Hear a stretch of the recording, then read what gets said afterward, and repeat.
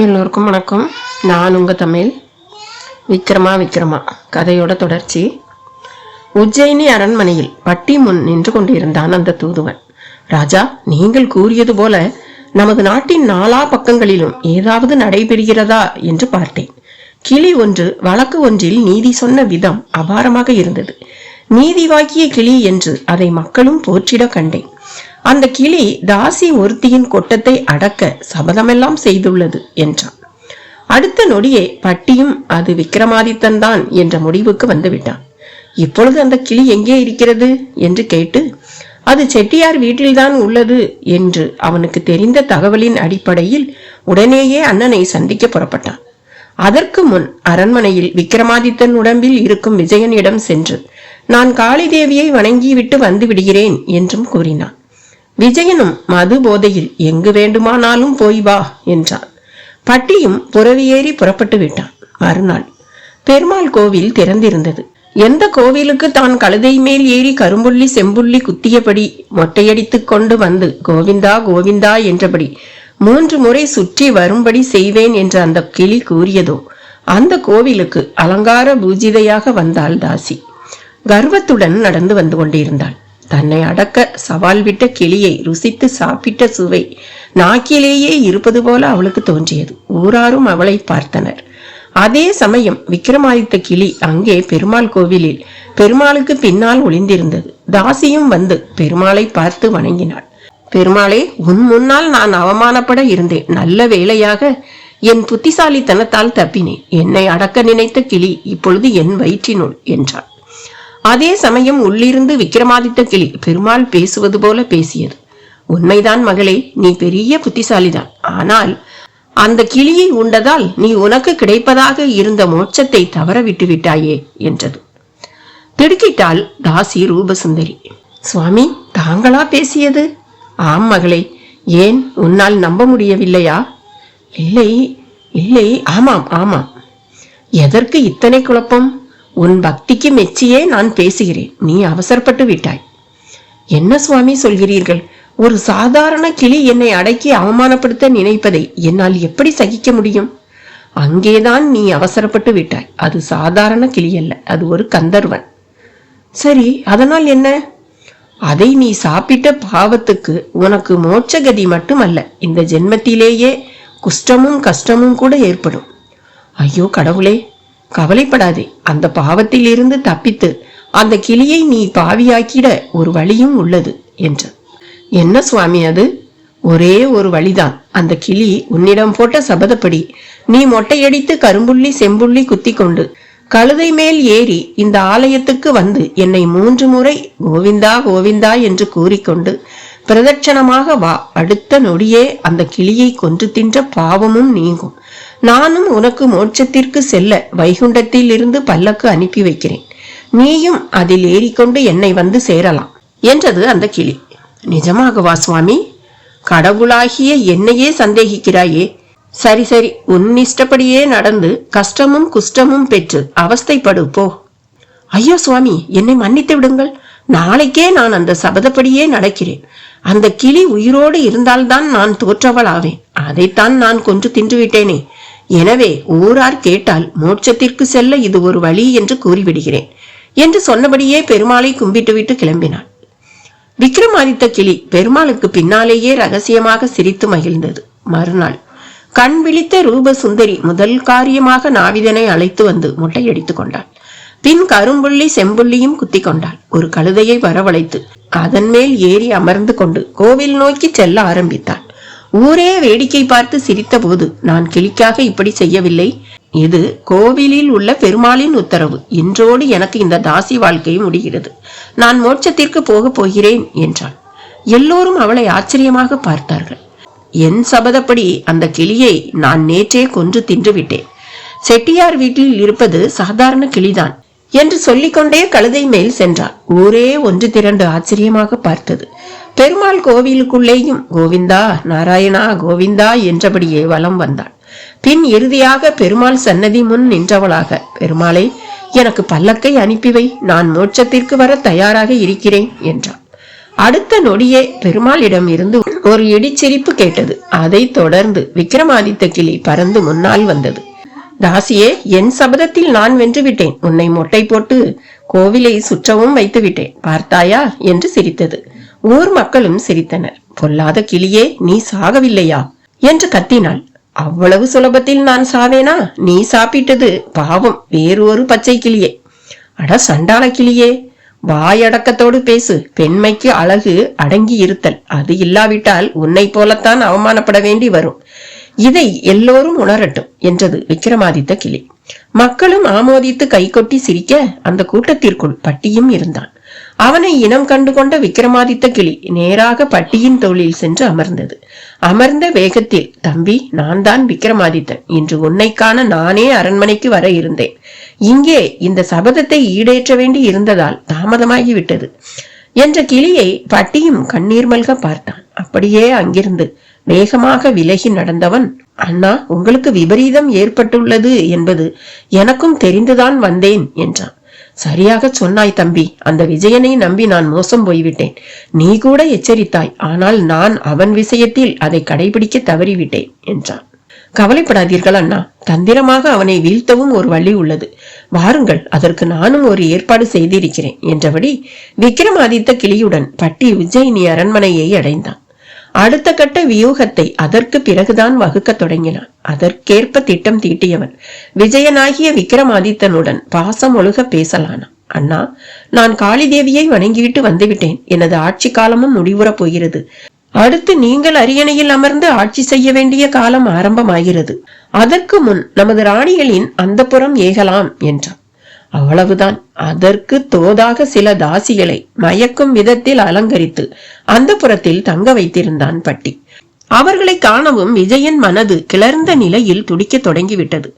அவர்களில் ஒருத்தியை கட்டியணைக்க துடித்தவனை தடுத்தவள், என்ன இது வழக்கத்தில் இல்லாத திருநாளாக என்று ஆரம்பித்தாள் அவள். என்ன தேவி, எப்பொழுதும் கௌரி பூஜை முடியவும் கிடா சண்டை நடக்கும். அதில் அரசராகிய உங்கள் தரப்பு கிடா எங்கள் கிடாவை வென்றால்தானே இங்கே நீங்கள் உல்லாசமாக இருக்கலாம். அப்படியா?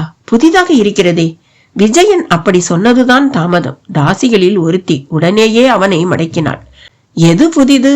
காலம் காலமாக நடக்கும் ஒன்றுதானே இது. அதிலும் ஒவ்வொரு முறையும் உங்கள் கிடாதானே வெற்றி பெறும்.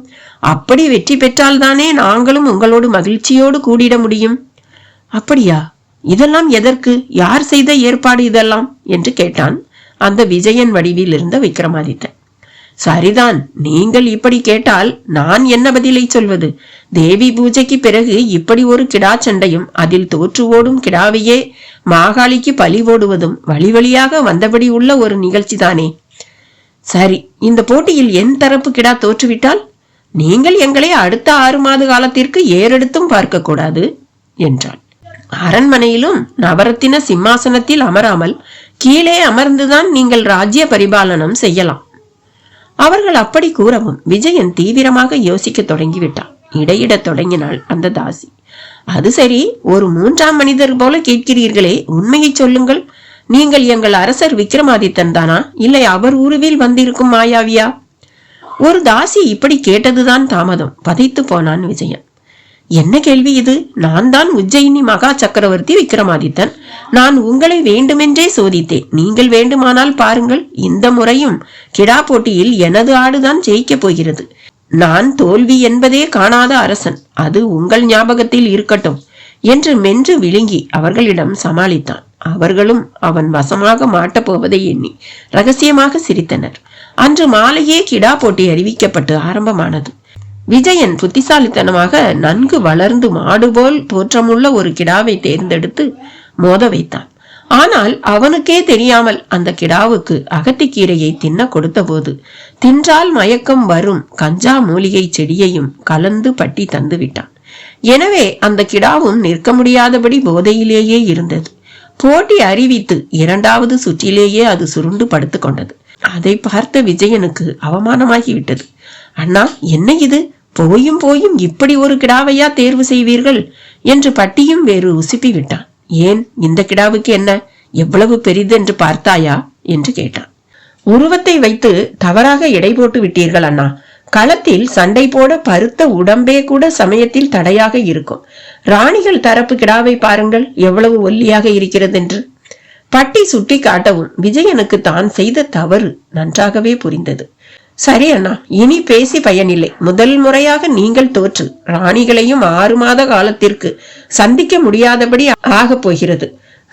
என்ன செய்ய, எல்லாம் விதி. இனி ரத்தன சிம்மாசனமும் கிடையாது என்றான். அதே சமயம் அந்த கிடாவும் செத்து விழுந்தது.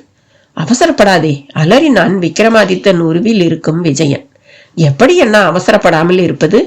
பொறு, இன்னும் சில நிமிடங்களில் இந்த ஆடே எப்படி சண்டை போட போகிறது பார் என்றான். ஐயோ, அது இறந்து விட்டதே. விக்ரமாதித்தன் நினைத்தால் செத்ததும் பிழைக்கும் என்றான். அப்படியா? ஆமாம், எனக்கு தோல்வி என்பதே கிடையாது. இப்பொழுதே நான் அந்த கிடாவிற்குள் புகப் போகிறேன். என் உடலை பத்திரமாக பார்த்துக்கொள்.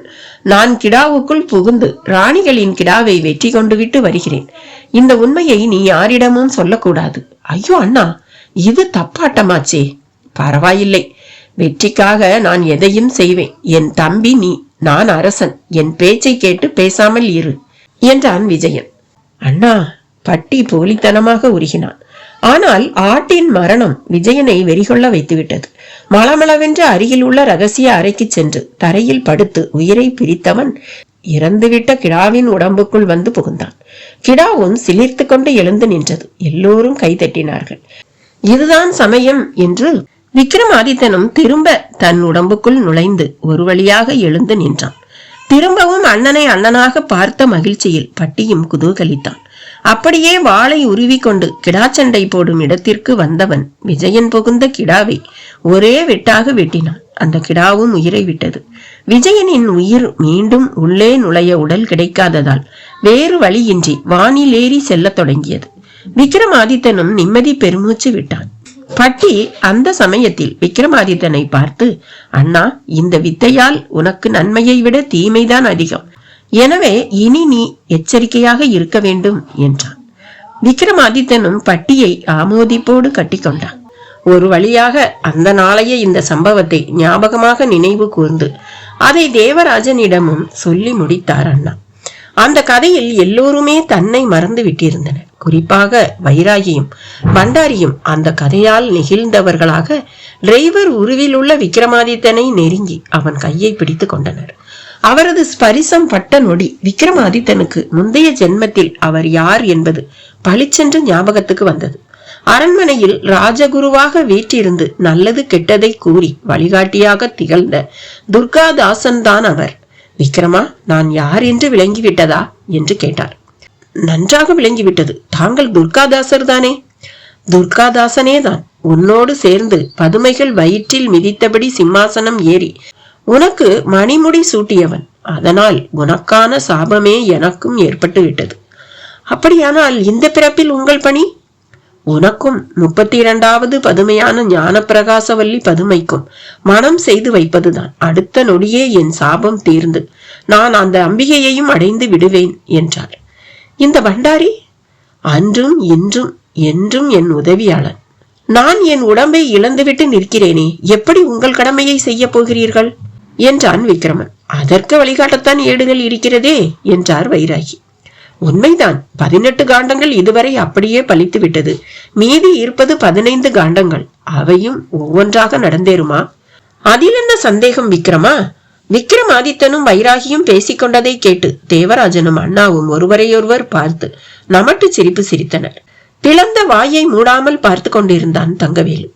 விக்ரமன் இருவர் சிரிப்பதையும் பார்த்து சற்று வெட்கப்பட்டான். வெட்கப்படாதே விக்ரமா.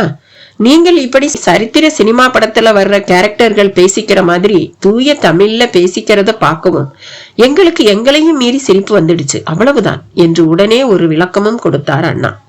அது மட்டும் இல்ல, நானாவது விக்ரமாதித்தனாவது, விக்ரமாதித்தன் கேரக்டரே ஒரு நாவல்டியான போய் அப்படி இப்படின்னு தன்னையே நம்ப மறுத்த நம்ம விக்ரமன் பேசினதையெல்லாம் நினைச்சா சிரிப்புதான் வருது என்றார் தேவராஜன். அது சரிங்க, ஒரு முக்கியமான விஷயத்தை விட்டுட்டீங்களே, குறுக்கிட்டான் தங்கவேலு. என்னப்பா? அண்ணா அவனை பார்த்து கேட்டார். இந்த 18 காண்டமும் துல்லியமா நடந்து முடிஞ்சிடுச்சுங்களா? உனக்கு என்னப்பா சந்தேகம்? இல்ல, ஏதோ சிம்மாசனம்னு ஒரு வார்த்தை காதுல விழுந்த மாதிரி ஞாபகம் என்றான் தங்கவேலு. சிம்மாசனம்? ஆமா, 18ஆம் காண்டத்தோட கடைசி வரி அது என்று சொன்னபடியே ஏட்டுக்கட்டின் இறுதி வரியை பார்ப்பதற்காக திறந்தார் வைராகி. ஆனால் எழுத்துக்கள் அழிந்து விட்டிருந்தன. வெறும் ஏடு மட்டும் கண்ணில் பட்டது. அடடா, என்ன ஜி, வித்யாவாணி தேவதை சொன்ன மாதிரியே ஒரு முறை படிக்கவும் அது அழிஞ்சு போச்சு. அப்ப என்ன செய்ய? அடுத்த காண்டத்தை பார்க்க வேண்டியதுதான். வைராகி ஒரு முடிவோடு ஏட்டுக்கட்டை நெற்றியில் வைத்து வணங்கிவிட்டு அடுத்த காண்டத்தை பார்க்க தொடங்கினார். காண்டமிதும் 19 பக்தியுள்ள துர்க்கை மகன் காண்பது. முதல் 2 வரிகளை அவருக்கு சிலிர்ப்பை தந்தது. ஒளிந்ததை அறியவே வழிவேண்டி திறந்ததே ஏடகம், இதனையுமாம் வருந்த வேண்டாம் வழியை உரைப்போம் முன் சென்ற காண்டமதன் எண்ணத்தில் விண்ணை முட்டும் மாளிகையின் படிகள் கீழே இருக்கிறது இந்திரன் பரிசு, முன்னதாக சப்தமரை சார்ந்து நிற்க மகிழ்ந்திடுமே சிரசு. வரிகள் ஒவ்வொன்றும் யாரும் கூறாமலே பளிச்சென்று புரிந்தது. இருந்தும் வைராகி மொழி பெயர்த்தார். முன் சென்ற காண்டம் 18. அந்த 18ஐ அளவாக கொண்டு இங்க படிகள் இருக்கு. அந்த படிக்கு கீழே இருக்கிறது இந்திரன் பரிசுன்னா இந்திரன் தந்த சிம்மாசனம்னு பொருள். அதுக்கு முந்தி சப்தமரை, அதாவது 7 பேரை சார்ந்து நிற்க மகிழ்ந்திடுமே சிரசு. வைராகி உடனே அங்கு இருப்பவர்களை பார்த்தார். டிரைவர் வடிவத்தில் விக்கிரமன், அடுத்து பண்டாரி, அதற்கும் அடுத்து தங்கவேலு, அதன் பின் இளைய வள்ளுவன், பிறகு அண்ணா, அதற்கும் பிறகு தேவராஜன், பிறகு வைராகி ஆகிய தான். பட்டாபியும் காளியப்ப சுவாமிகளும் வள்ளுவக்குடி போய் விட்டிருந்தனர். மொத்தமாக 7 பேர். அவருக்கு விளங்கிவிட்டது, இங்க நாம 7 பேர் இருக்கோம், நாம தான் இங்க சப்தமர். சந்தோஷமாய் கூறினார் வைராகி. தங்கவேலுவும், அந்த 18 படிதாங்க இங்க பெரிய ஆச்சரிய புதிரே, அது என்னன்னு தெரியல, அது மேல ஏறி வராண்டாவில நிக்கும் போது நம்ம எண்ணம் எல்லாமே மாறி போயிடுது. ஒருவேளை இந்த ஏட்ல சொன்னபடி அதுக்கு கீழே தான் ஏதோ இருக்கு, அதுதான் புத்திய மாத்துதோ என்று கேட்க வைராகி கண்களை அகலமாக திறந்தார். அண்ணாவும் தேவராஜனும் அந்த 18 படிகளை பார்க்க தயாராயினர். இரவு நேரமாக இருந்ததால் மாளிகையின் விஸ்தீரணத்தை அவர்களால் சரியாக உணர முடியவில்லை. இருந்தும் தங்கவேலு ஒரு தீப்பந்தத்தை எடுத்து வந்தான். எல்லோரையும் வர சொல்லி சமைச்சை கொடுத்தவனாக நடந்தான். மாளிகை முன்னாலேயே இருந்தது அந்த 18 படிகள். அந்த படிகளை கடந்துதான் மாளிகைக்குள் நுழைய வேண்டும். ஒவ்வொரு படியும் 1 அடி உயரம். இப்படி 18 படிகளும் 18 அடி உயரம் இருந்தது. தீப்பந்தத்தை பிடித்தபடியே அந்த படிகளின் மேல் ஏறினான் தங்கவேலு. அவர்களும் பின்தொடர்ந்தனர். விக்கிரமனுக்கு அந்த படியில் முதல் படியில் கால் வைத்த நொடி, வந்தனம் மகாராஜா என்று யாரோ அவனை வரவேற்பது போல ஒரு குரல் காதுக்குள் கேட்டது. அடுத்த படியில் காலை வைத்த போது, அப்பாடா, இப்போதாவது வந்தீர்களே என்று ஒரு குரல். விக்கிரமனுக்கு யார் பேசுகிறார்கள் என்று தெரியவில்லை. 3வது படியில் காலை வைக்கவும், வரவேண்டும் வரவேண்டும் என்று ஒரு இளம் பெண்ணின் குரலில் வரவேற்பு. கிட்டத்தட்ட அவனை போன்ற மனநிலையில் தான் இருந்தார் வைராகி. ராஜகுருவுக்கு எங்கள் நமஸ்காரங்கள் என்று அவருக்கும் யாரோ வந்தனம் சொன்னார்கள். வைராகிக்கும் ஒரு புது உலகத்திற்குள் நுழைந்த மாதிரி இருந்தது. அண்ணாவின் காதிலும் ஒரு செய்தி, விக்கிரமாதித்த ராஜாவின் தீட்சண்ய குருவே வருக வருக. தேவராஜன் காதிலும் ஒரு இனிய செய்தி, எங்கள் ராஜாவின் உத்தம நண்பர் உக்ரசேனருக்கு எங்கள் வந்தனங்கள். தேவராஜன் திரும்பி திரும்பி பார்த்தார். என்ன தேவராஜ், யாரோ என்னை உக்ரசேனன்னு சொல்லி கூப்பிட்ட மாதிரி இருந்தது அண்ணா சார். அப்படின்னா நீங்க அங்க தேசத்து ராஜா உக்ரசேனன், அதாவது விக்ரமாதித்தன் உஜ்ஜயினிய ஆண்டப்போ நீங்க அங்க தேசத்து ராஜாவா இருந்து விக்ரமாதித்தனோட உயிர் நண்பனாகவும் இருந்தவர். அந்த தொடர்புலதான் இப்ப தேவராஜனா வந்திருக்கீங்க. என்ன ஆச்சரியம். அப்ப நீங்க? நான் விக்ரமனுக்கு எல்லா கலைகளையும் கற்பிச்ச ஆசிரமத்து குரு, நீலகண்ட தீட்சிதன். வைராகியும் தான் ராஜகுருவாக இருந்ததை அறிந்ததாக கூறினார்.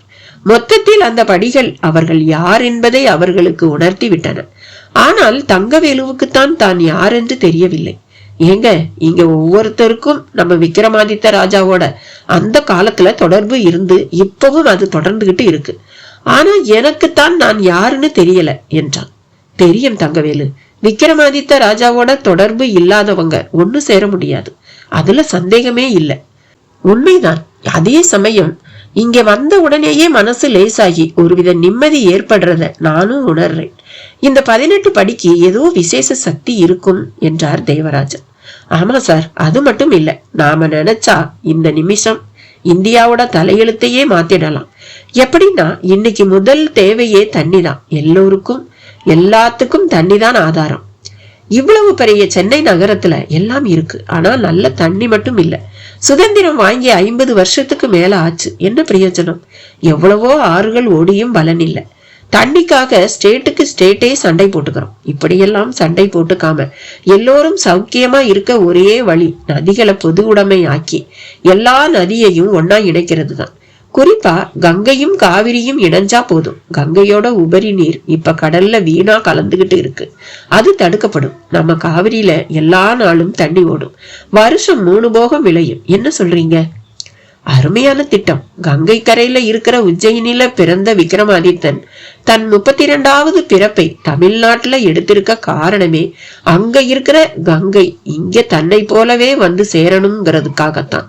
அண்ணா ஒரு மேடை பேச்சாளரை போல பேச வைராகியும் ஒத்து ஊதினார். ஆமாம் விக்ரமாதித்த ராஜா, தண்ணி எல்லோருக்கும் பொதுவான ஒரு விஷயம். இன்றைய அரசியல்வாதிகள் கட்சிகளால பிரிஞ்சு கிடக்குறாங்க. ஒவ்வொருத்தரும் தனித்தனியா தங்களோட ஆதாயத்தை மட்டும் தான் பாக்குறாங்க. ஆனா நீ அப்படி இல்ல. இந்த பாரத தேசமே உனக்கு உரியது. நீ அதோட முதலும் முடிவுமான சக்கரவர்த்தி. உண்மைதான். எனக்கும் கங்கை காவிரியை இணைக்கிறது தான் முதல் நோக்கம். அதுக்கு எவ்வளவு செலவானாலும் கவலை இல்லை ராஜா. பணத்துக்கு பஞ்சமே இல்ல. இங்க 1000 கோடி கருப்பு பணம் இருக்கு. தங்கம் வெள்ளிக்கும் பஞ்சம் இல்ல. எல்லாம் இந்த நாட்டு மக்கள் கிட்ட தாதாக்களும் அரசியல்வாதிகளும் சுரண்டனது தானே. இத அப்படியே எடுத்து அரசாங்கத்துக்கிட்ட கொடுப்போம். பணம் இல்ல, அதனால திட்டம் தீட்ட முடியலன்னு கவர்மெண்ட் சொல்லக்கூடாது. அது மட்டும் இல்ல, வீட்டுக்கு ஒருத்தர் ராணுவத்துல சேரணுங்கிறது மலேசியா சிங்கப்பூர்ல விதி. கல்லூரி காலத்திலேயே அதுக்கு அங்க ட்ரைனிங் கொடுத்துடுறாங்க. அந்த மாதிரி வீட்டுக்கு ஒருத்தர் கங்கை காவிரி இணைப்புக்கு வந்து ஒரு நாள் வேலை செஞ்சா போதும். வெறும் 8 மணி நேர உழைப்பு. இதுல பங்கெடுத்துக்கிறவங்களுக்கு சர்டிபிகேட் கொடுப்போம். அது காலேஜ்ல படிச்சு வாங்கின சர்டிபிகேட் மாதிரி மதிப்புடையதா இருக்கும். வேலை வாய்ப்புக்கு முன்னுரிமை அந்த சர்டிபிகேட் இருந்தாதான் அப்படின்னு அரசாங்கத்தையும் நாம சொல்ல வைப்போம். அருமையான திட்டம். இந்த நாட்டுல அபரிமிதமான மனித சக்தி இருக்கு. அது ஒண்ணு சேர்ந்தா இமயமலைய கூட கட்டி இழுத்து மத்திய பிரதேசம் நடுவுல நிறுத்திடலாம். மனித சக்தி ஒன்றுபட்டா முடியாததுதான் எது?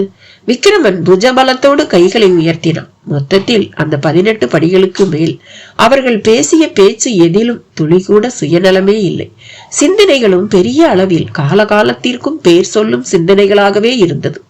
ஒன்று இருந்தால் ஒன்று இருக்காது, அதுதான் எப்பொழுதும் யதார்த்தம். அதற்கான செல்வம் இருந்ததுதான் ஆச்சரியம். தேவராஜன் உற்சாகமான அந்த வேளையில் தரையில் காலால் மிதித்து பார்த்தார். என்ன தேவராஜ், தரை எவ்வளவு உறுதியா இருக்குன்னு பாக்குறீங்களா? ஆமா, உள்ள சிம்மாசனம் இருக்கிறது தெரிஞ்ச பிறகு அதை பார்க்கணும்னு தான் மனசு துடிக்குது. அநேகமா உள்ள ஒரு அறை போல அமைப்பு இருக்கணும். அறைக்கு மேல இந்த தளத்தை உருவாக்கி படிகளையும் கட்டி இருக்கணும். அது என்ன 18ங்கிற கணக்கு? அது சரி, எண்கள்லயே 18ங்கிறது பெரிய மேஜிக் நம்பர் தேவராஜன். இன்னொன்னு 2 9ஓட சேர்க்கையில வர்ற எண் இது. கூட்டி பாருங்க, பழையபடி அது 9 ஆயிடும். மற்ற எண்களை இப்படி 2 மடங்காக்கி கூட்டி அந்த எண்ணை கூட்டினா அதே எண் வராது. அடுத்து 9ங்கிற எண் இறைநிலையை குறிக்கிற ஒரு எண்ணும் கூட. அது ஆணும் பெண்ணுமான அர்த்தநாரி நிலையை குறிப்பிடுற ஒரு எண். தர்ம ரீதியான விஷயங்களுக்கு 9 தான் சரி. அதுலயும் 18ங்கிற எண்ணுக்குள்ள 1 முதல் 8 வரை உள்ள எல்லா எண்ணும் வந்துடுது. அதனாலதான் பாரத போர்ல இருந்து பல விஷயங்கள் 18ல அமைஞ்சது. 18 சித்தர்கள்ல இருந்து 18 படிகள்னு அடுக்கிக்கிட்டே போகலாம். அப்ப இங்கேயும் அந்த 18 தான் இந்த சிம்மாசனத்துக்கு காவலா இருக்கலாம். இதுக்கு மேல நமக்கு விஷயம் தெரியணும்னா இருக்கவே இருக்கு ஏடு. அப்ப 18 படி எதுக்காக, எப்படி சிம்மாசனத்தை அடைகிறதுங்கிற எல்லாத்துக்கும் விடையை ஏடுகளே சொல்லிடுமா? வேணும்னா ஏட்டை மூடி வச்சுட்டு நாம சிம்மாசனத்தை கண்டறிய முயற்சி செய்வோம். முடியலைன்னா திரும்ப ஏட்டோட தயவை நாடுவோம். என்ன சொல்றீங்க? அண்ணா கேட்டதோடு ஆவலாக தேடவும் ஆரம்பித்து விட்டார். விக்ரமன் மட்டும் அப்படியெல்லாம் எதுவும் செய்யாமல் அந்த வராண்டா மையத்தில் போய் சமணமிட்டு அமர்ந்தான். மனக்கண்ணில் வேலாயுதம் உடம்போடு வள்ளுவக்குடிக்கு போய்கொண்டிருக்கும் காளியப்ப சுவாமிகளுக்கும் பட்டாபிக்கும் எந்த இடையூறும் ஏற்பட்டுவிடக் கூடாது என்கிற துடிப்பு பெரியபடி இருந்தது. வேலாயுதம் வடிவில் உள்ள காளியப்ப சுவாமி ஒரு பெரிய சால்வையால் குளிருக்கு முகத்தை மூடிக்கொண்டிருப்பவர்களைப் போல முகத்தை மூடியபடி இருக்க, பட்டாபி காரை செலுத்தி கொண்டிருந்தான். நடுநிசி நேரம். சாலை மேல் காரின் வெளிச்சம் புரண்டபடியே கார் பறந்து கொண்டிருந்தது. வள்ளுவக்குடி மயானத்தின் முன் காரை நிறுத்திவிட்டு உள்ளே சென்று காரியத்தை கச்சிதமாக முடிக்க வேண்டும். அப்படியே காளியப்ப சுவாமி புகுந்து கொள்ள ஒரு புது உடலை வேறு கண்டறிய வேண்டும். அந்த நொடி விஜயன் நினைவு ஆட்டுக்கிடா உடம்பில் அவன் புகுந்து கொண்டதும் தான் நினைவுக்கு வந்தது. எனவே போகும் வழியிலேயே ஒரு ஆட்டை வாங்கி தனது காரின் பின் சீட்டில் விட்டிருந்தான். யாராவது பார்த்தால் ஒரு ஆட்டுக்கு கார் பயணமா என்று ஆச்சரியப்படலாம். கார் சீறிக்கொண்டிருந்தது. வேலாயுதம் வடிவில் இருந்த காளியப்ப சுவாமியும் மௌனமாக சாலையை பார்த்தபடி வந்தார். நடுநடுவே ஒரு நமட்டு சிரிப்பு வேறு சிரித்தார். அது வாழ்க்கையில் சில நேரங்களில் எப்படியெல்லாம் நடந்து கொள்ள வேண்டி இருக்கிறது என்பதை எண்ணிய ஒரு சிரிப்பாக இருந்தது. நடுநடுவே இப்படி அழிய போகும் உடம்புக்குள் புகுந்து வாழும் வாழ்க்கை முறையில் இருந்தே வெளியே வந்துவிட வேண்டும் என்றும் நினைத்து கொண்டார். அதிகாலை மணி 3:30. மயானம் முன்னால் கார் தேங்கி நின்றது. இருவரும் இறங்கினார்கள். பட்டாபி ஆட்டுக்கிடாவை தோளில் போட்டு கொண்டான். வேலாயுதம் உடம்பில் உள்ள காளியப்ப சுவாமி கையில் மண்வெட்டியுடன் அவனை தொடர்ந்தார். ஆடு கத்திவிடக் கூடாது என்பதால் அதன் வாய்க்கு கட்டு போட்டிருந்தான் பட்டாபி. மயானத்தில் அசாத்திய அமைதி. காதை குடையும் ஒரு விதமான சப்தம் எழுப்பும் சில்வண்டுகள் கூட அமைதியாகி இருந்தது. காற்றிலும் நல்ல குளிர் ஏறி இருந்தது. முன்னிரவில் எரியூட்டப்பட்ட பிணங்களும் அவிந்து விட்டிருந்தன. வேலாயுதம் உடம்பை புதைத்திருந்த குழி திறந்தே கிடந்தது. எத்தனை முறைதான் அந்த குழியை தோண்டி மூடுவது என்று அப்படியே விட்டுவிட்டிருந்தன. காளியப்ப சுவாமிகள் அந்த குழியில் போய் படுத்தார். பக்கத்தில் இருந்த ஆட்டின் கழுத்தையும் பட்டாபி இறுக்கி நெரிக்க ஆட்டின் உயிர் பிரிந்தது.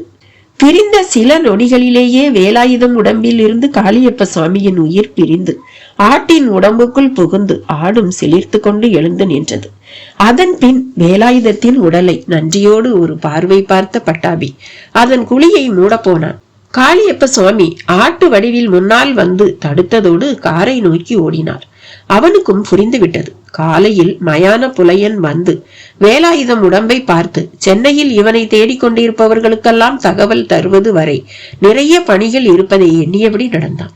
அநேகமாக நாளைய டிவி செய்தியில் வேலாயுதத்தின் பிணம் திரும்ப கிடைத்ததே ஒரு பெரிய செய்தியாக பேசப்படலாம் என்று யூகித்துக் கொண்டே காரில் ஏறினான். காரும் சீர ஆரம்பித்தது. மலை உச்சி. நந்தன் பைராகி அந்த அதிகாலை வேளையிலும் குளிரை பொருட்படுத்தாமல் தனது தபோ தியானத்திலேயே குறியாக இருந்தான். காவலுக்கு இருந்த யட்சதேவராஜன் சுற்றி சுற்றி வந்து கொண்டிருந்தான். நடுநடுவே அருகில் உள்ள குகைக்குள் சென்று பார்க்க அங்கே பெரிய பாறை மீது விக்கிரமன் உடம்பு கிடக்க சற்று தள்ளி தமிழரசி அழுதபடியே தூங்கி போயிருந்தாள். யட்சதேவராஜன் அவள் அருகில் சென்று உற்று பார்க்கவும் சட்டென்று கண் விழித்தவள் அவன் உருவம் தெரியவும் பலமாக ஒரு அலறு அலறினாள். சப்தமும் நாலா பக்கமும் எதிரொலித்தது. எதுக்கு இப்ப கத்துற? கத்தாம என்கிட்ட வந்து என்ன பண்ண பார்த்தே? நீ தூங்கிட்டியான்னு பார்த்தேன்.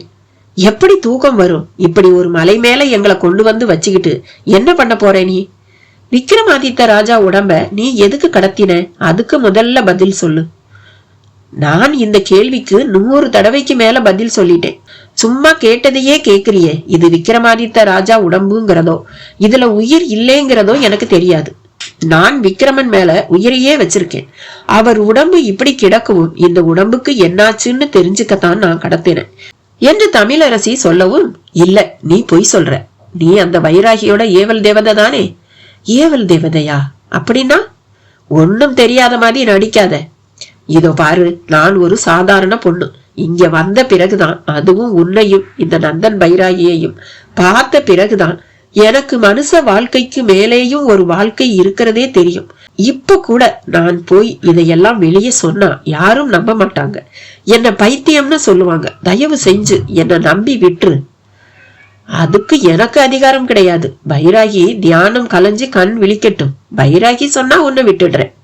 இந்த ஆள் நான் வந்ததுல இருந்தே ஒரு சிலை மாதிரி ஆடாம அசையாம இருக்காரு. இவர் எப்ப கண் விழிச்சு என்ன அனுப்பி வைக்கிறது? நீ திரும்பி போக முடியாது. நந்தன் பைராகியோட வாழ்க்கையில குறுக்கிட்ட யாரும் திரும்பினதே கிடையாது. பைராகிய உலகமே தேடிட்டு இருக்கு. அப்படிப்பட்டவரை பார்த்துட்ட உன்னை எல்லாம் அவ்வளவு சுலபத்துல விட மாட்டோம். என்ன செய்வீங்க? எவ்வளவோ பூஜைகள் இருக்கு. அதுல ஒண்ணுக்கு ஒன்ன பலி கொடுத்தா முடிஞ்சது. கன்னி பலிக்கு எப்பவுமே விசேஷ சக்தி உண்டு. யட்ச தேவராஜன் சொன்னதுதான் தாமதம். அதை கேட்க கூட திராணி இல்லாதவள் போல பொத்தென்று விழுந்தாள் தமிழரசி. யட்ச தேவராஜன் அதை பார்த்து சிரித்தான். அருகில் விக்கிரமன் உடம்பில் கால் பகுதியில் எறும்பு ஒன்று ஓடி விளையாடியபடி இருந்தது. அதை பார்த்தவன் அந்த எறும்பை பிடித்து நசுக்கி கொன்றுவிட்டு விக்கிரமன் உடம்பை பார்த்தான். ஆகியருதியான 6 அடி உயர உடம்பு. உடம்பின் 10 வாயுக்களில் 9 நீங்கியிருந்த நிலையிலும் துளியும் வாடிவிடாமல், சவங்களுக்கே உரிய நீர் கோர்த்து விடாமல் விரைப்பாகவே கிடந்தது. மீண்டும் உஜ்ஜயினி மயானம். வேதாளத்துடன் விக்ரமாதித்தன். அதுவும் 20 கதைகளை சொல்லி முடித்திருந்தது. அதன் வரையில் விக்ரமாதித்தனை வசப்படுத்த அதற்கு இன்னும் 4 கதைகளே உள்ளன. எனவே அதில் ஒரு கதையான சிறுவன் புன்னகை செய்த கதை ஒன்றை சொல்ல ஆரம்பித்தது. விக்ரமாதித்தனிடமும் துளியும் அலுப்போ சலிப்போ இல்லை. நீ எவ்வளவு கதைகள் கூறினாலும் அதை நான் திவ்யமாக கேட்டுக்கொள்வேன், அனைத்திற்கும் பதில் கூறியே தீருவேன் என்பது போல அவனிடம் ஒரு அழுத்தம்.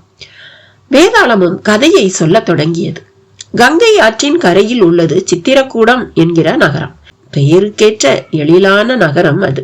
கலை அம்சங்கள் மிக மலர்ந்த ஊரும் கூட.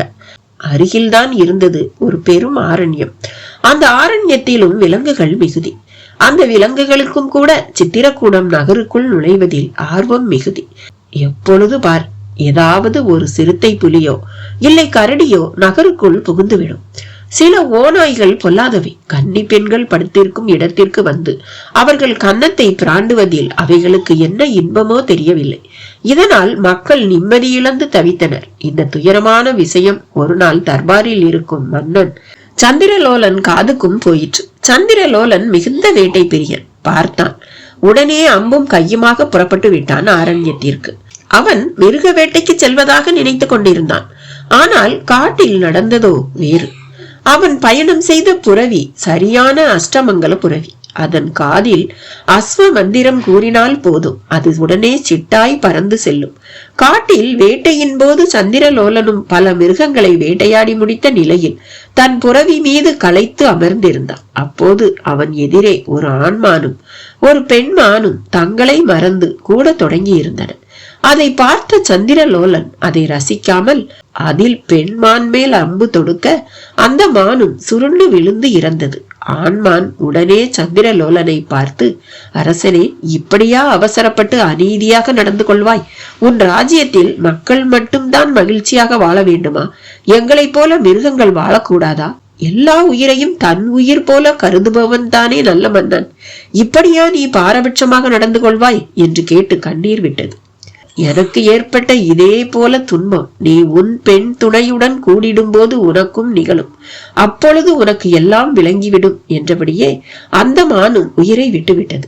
அந்த சம்பவம் மன்னன் சந்திரலோலனை மிகவும் பாதித்து விட்டது. தன்னை மறந்து எழுந்தவன் தன் புரவி அருகே சென்றான். அதன் காதில் தன்னையும் மறந்து அஸ்வ மந்திரத்தை கூறியதுதான் தாமதம். அந்த புரவி அவனை சுமந்து கொண்டு சன நொடியில் பலகாத தூரம் ஓடி ஆரண்யத்தின் ஒரு முக்கியமான இடத்தில் கண்ம மகரிஷியின் ஆசிரம் அமைந்திருக்கும் இடத்தில் தான் நின்றது. அவன் அங்கே போய் சேர்ந்த நேரம் கண்ம மகரிஷியின் மகளான இந்திர பிரபா என்பவள் காட்டு செடிகளில் மலர் பறித்தவளாக திரும்பிக் கொண்டிருந்தாள்.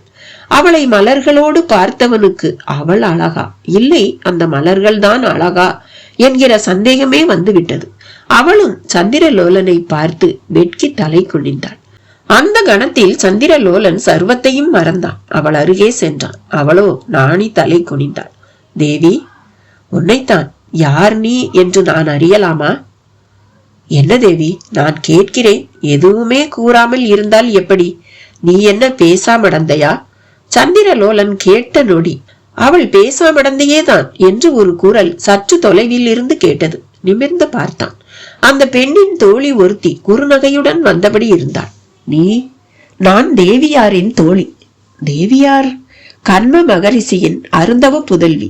இவளது தாய்தான் இந்திரலோகத்தின் அழகிய பெண்களான ரம்பை, ஊர்வசி, மேனகைகளில் ஒருத்தியான மேனகை. ஓ, தேவலோக மேனகையின் தேவதை மகளா? ஆம், ஆனால் பேசாமடந்தை. அடடா, இத்தனை அழகான பெண்ணுக்கு இப்படி ஒரு குறைபாடா? என்ன செய்வது, இறைவன் இப்படித்தான் திருவிளையாடல் புரிந்து விடுகிறான் சிலரிடம். கண்ம மகரிஷியால் கூடவா இவளை பேச வைக்க இயலவில்லை? அது ஒரு சாபம். இவளையும் மனமு வந்து மணக்க ஒருவன் முன் வந்தால் ஒருவேளை இவள் பேசலாமா? ஓ, அது என்ன ஒருவேளை? கட்டாயமாக பேசிவிடுவாள் என்றால்தான் இவளை மணக்க யாருமே தயங்க மாட்டார்களே. இப்பொழுது நான் ஒன்று கூறவா? என்ன, நல்ல நேரத்தில் நான் புறப்படுகிறேன் என்று சொல்ல போகிறீர்களா? வாயை மூடுங்கள் தோழியர்களே. இந்த பேரழகியை நான் மனம் செய்து கொள்ளப் போகிறேன். இவள் பேசினாலும் சரி, பேசாவிட்டாலும் சரி என்றான். ஓ, நிஜமாகவா? சத்தியமாக. சந்திரலோலன் அப்படி கூறவும் இந்திர பிரபாவே சிரித்தவளாக, போதுமடி, அவரை சோதிக்காதே, ஆனாலும் உனக்கு இந்த குறும்பு ஆகாது என்று வாய் திறந்தாள். சந்திரலோலனுக்கே உடனே ஒரு இன்ப அதிர்ச்சியாகி விட்டது. அவளும் சிரித்து கொண்டே சென்று விட்டாள். அதே சமயம் கண்வ மகரிஷியும் ஆற்றில் குளித்துவிட்டு வந்தபடி இருந்தார். அவரை பார்த்த சந்திரலோலன் அவரது காலில் விழுந்து வணங்கி நின்றார். அவரும் ஆசீர்வதித்தார். காட்டிற்கு வந்த காரணம் கேட்டார். வேட்டைக்கு என்றார். வேட்டை என்பது ஜீவ இம்சை ஆயிற்றே, அதை நீ செய்யலாமா என்று அடுத்த கேள்வியை கேட்டார். என்ன செய்வது? காட்டு மிருகங்கள் நாட்டுக்குள் புகுந்து துன்புறுத்தும் போது மன்னன் நான் தானே அவைகளை வேட்டையாடி மக்களை காப்பாற்ற வேண்டியுள்ளது என்றார். இருந்தாலும் ஜீவ இம்சை புரியாமல் அந்த மிருகங்களை நடுக்காட்டுக்கு துரத்தி விடுவதே உத்தமமான செயல் என்றார் கண்வ மகரிஷி. அவரிடம் உடனே அப்படியே செய்வதாக சொல்லிய சந்திரலோலன் ஒரு வரம் வேண்டும் என்று கேட்டான். நான் என்ன கடவுளா உனக்கு வரம் தர என்று கேட்டார் கண்வ மகரிஷி. என் வரையில் இப்போது நீங்கள் தான் கடவுள். அடையப்பா, எதற்கு இந்த புகழுரை? புகழுரை அல்ல முனிவரே, உண்மை உரை. நான் கேட்க விரும்பும் வரத்தை உங்களால் தான் அளிக்க முடியும் என்றவன் இறுதியாக இந்திர பிரபாவை மணக்க விரும்புவதாக சொல்ல கண்வ மகரிஷியும் மறுப்பு கூறாமல் சம்மதித்தார். உன்னிடம் ராஜ கர்வம் துளியும் இல்லை. அடுத்து நான் கூறியதை செவிமடுத்து கேட்டாய். மூன்றாவதாய் பணிவாகவும் முறையாகவும் என்னிடம் பெண் கேட்டாய். மிருக வேட்டையை கூட நாட்டு மக்களுக்காகவே செய்தாய். எனவே எல்லா விதத்திலும் உத்தமமான உனக்கு என் மகளை மனம் முடித்து தருகிறேன் என்று சொல்லி பிரபாவதிக்கும் சந்திரலோலனுக்கும் வெகு விமரிசையாக காட்டிலேயே திருமணத்தை முடித்து வைத்தார். அதன் பின் தான் ஆரம்பமாயிற்று சிக்கல். காட்டிலிருந்து திரும்பும் போது பௌர்ணமி இரவு வேளை. அருகில் அழகிய ஆசை மனைவி. எனவே இரவு பயணத்தை தொடராமல் காட்டில் உள்ள ஒரு அரச மரத்தின் அடியில் தங்கினான். அங்கேயே இந்திர பிரபாவுடன் கூடினான். அந்த மரமும் மரத்து நிழலும் மிக ஆபத்தான ஒன்று என்பது சுத்தமாக அவனுக்கு தெரிந்திருக்க வாய்ப்பில்லை. அது ஒரு பிரம்ம ராட்சசன் அடைக்கலம் புகுந்திருக்கும் மரம். அந்த மரத்தின் அடியில் யார் வந்தாலும் அவர்களை பிரம்ம ராட்சசன் விழுங்கி விடுவான். இது தெரியாமல் சந்திரலோலன் இந்திர பிரபாவுடன் அங்கே சென்று தங்கியதோடு அல்லாமல் கூடவும் செய்தது அந்த மரத்தை ஆட்கொண்டிருக்கும் பிரம்ம ராட்சசனை மிகவும் கோபப்படுத்தியது. விடியும் போது இடி முழக்கம் போன்ற சத்தத்துடன் அவர்கள் எதிரில் பிரசன்னமானவன் தன் கோர உருவை காட்டி இருவரையுமே மிரண்டு போக செய்தான். சந்திரலோலனோ ஒரு வினாடி ஆடி போய்விட்டான். அடே, யாரடா நீ? தேவாதி தேவர்களே இந்த வனப்பக்கம் வரும்போது இந்த அரச மரத்தடியில் ஒதுங்க அஞ்சுவார்கள். அப்படிப்பட்ட இந்த இடத்தில் வந்தது மட்டும் அல்லாமல் நீ உன் மனைவியோடு கூடவும் செய்திருக்கிறாய். உன்னை இப்பொழுதே விழுங்கி ஜீரணம் செய்கிறேன் பார் என்றபடி அந்த பிரம்ம ராட்சசன் சந்திரலோலன் மேல் பாய முயன்றான். ஆனால் இந்திரபிரபா குறுக்கில் வந்து விழுந்து தடுத்தான். நாங்கள் புதிதாய் திருமணமான தம்பதிகள். முதல் நாளே என்னை விதவையாக்கி விடாதீர்கள் என்று கூறி அழுதான். ஆனால் சந்திரலோலனுக்கு கூடிய மான்கள் இரண்டில் ஒரு மானை வேட்டையாடி கொன்ற சம்பவம் தான் மனதில் அந்த சமயம் ஞாபகம் வந்தது. தன் உயிர் போக போவது நிச்சயம் என்றே நம்பினான். ஆனால் இந்திர பிரபாவோ பிரம்ம ராட்சசன் எதிரில் உறுதியுடன் நின்றான்.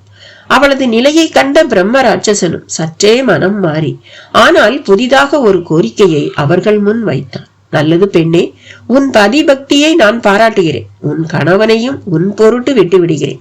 பதிலுக்கு எனக்கு 7 வயது நிரம்பிய அந்தன சிறுவனை பலியாக தர உன்னால் முடியுமா என்று கேட்டான். இந்திர பிரபாவும் அப்பொழுது இருக்கும் நெருக்கடியில் இருந்து தப்பித்தால் போதும் என்று, அதற்கென்ன, எங்கள் நாட்டில் இல்லாத அந்தன சிறுவர்களா? அவர்களில் ஒருவனை நான் உனக்கு பலியாக்குகிறேன் என்றார்.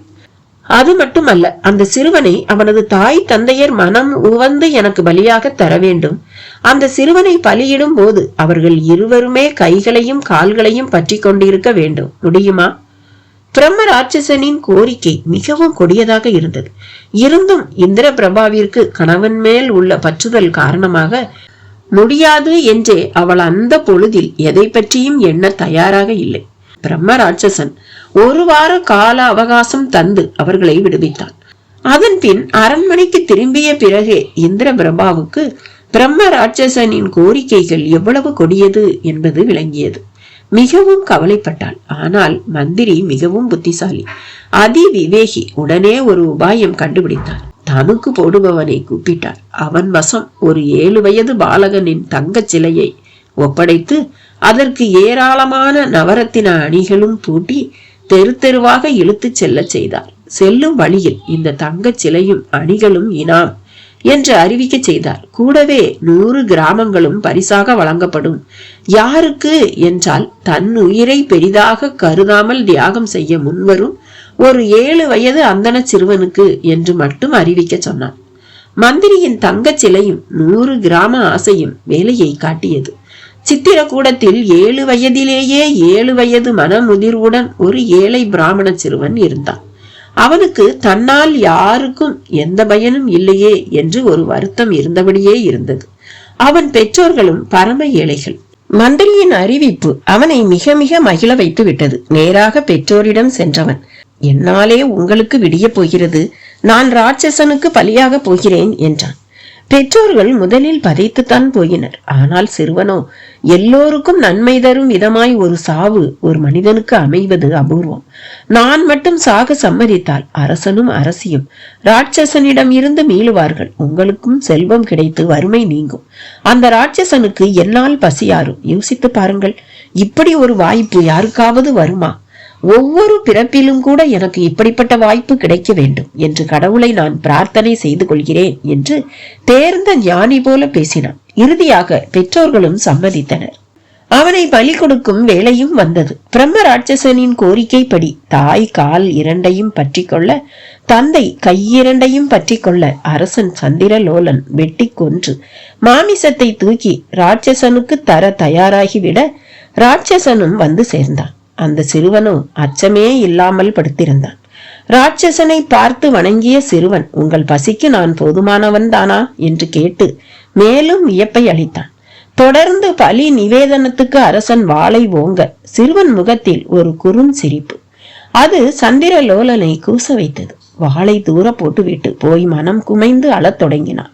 ராட்சசன் இருந்த இடத்திலும் ஒரு ஆச்சரியம் போல கந்தர்வன் ஒருவன் இருந்தான். அவனும் ஓடி வந்து, இந்த சிறுவனின் புன்னகையால் தான் நான் சாப விமோசனம் பெற்றேன். எனக்கு உணவாகும் எவன் ஒருவன் சாகும் போதும் தன்னை மறந்து சிரிக்கிறானோ அப்பொழுது எனக்கு சாப விமோசனம் என்று கூறப்பட்டது. இன்று அது பலித்து விட்டது என்றான். பின் அந்தன சிறுவனை மனதார வாழ்த்திவிட்டு, உன்னை போல ஒவ்வொரு சிறுவனும், ஏன் இளைஞர்களும் இந்த மண்ணில் இருந்தால் போதும். தர்மம் வாழும், சத்தியம் வாழும், நல்லன எல்லாமும் வாழும் என்று வாழ்த்திவிட்டு மறைந்தான். வேதாளம் ஒரு வழியாக கதையை கூறி முடித்து விட்டிருந்தது. எதிர்பார்த்தேன் என்றான் விக்ரமாதித்தனும். எதை? இப்படி ஒரு முடிவைத்தான். வேறு எப்படி இது முடியும்? அது இப்பொழுது எதற்கு? உனக்கு என்ன வேண்டும்? உன் கேள்வி என்ன? அதை சொல். என் கேள்வி சாதாரணமானதுதான் மன்னா. சரி, முதலில் அதை கேள். அவ்வளவு மோசமான சூழலிலும் உயிர் போய்விடப் போகும் தருணத்திலும் அந்த அந்தன சிறுவன் சிரித்தானே, அது எதனால்? இதுதான் உன் கேள்வியா? ஆமாம், சிரிக்கக்கூடிய நேரமா அது? சிரிக்கத்தான் முடியுமா என்றது வேதாளம். உண்மைதான். ஆனால் அந்த சிறுவன் சுற்றி நிற்கும் அரசன், தாய் தந்தையர், ராட்சசன் என்று எல்லோரையும் ஒரு சேர பார்த்தபோது தன்னை ஒரு வகையில் ரட்சிக்க வேண்டிய இவர்களே கொலைபாதகத்துக்கு தயாராகி விட்டார்களே, அதாவது பரவாயில்லை, அவர்கள் அனைவரும் சந்தோஷமாக வாழ்வதற்காகத்தான் என்னை கொல்ல போகிறார்கள். ஆனால் எவ்வளவு காலம் அதன் பின் வாழ்ந்துவிட முடியும்? நிலை இல்லாததாயிற்றே இந்த வாழ்க்கை என்று எண்ணி இருப்பான். சிரிப்பு வந்து விட்டிருக்கும் என்றான் விக்ரமாதித்தன். மிக சரியான அந்த பதிலால் வேதாளமும் அவிழ்த்து கொண்டு பறந்தது. 18 படிகளை விட்டு கீழே இறங்கி இருந்தார்கள் அவர்கள் 7 பேரும்.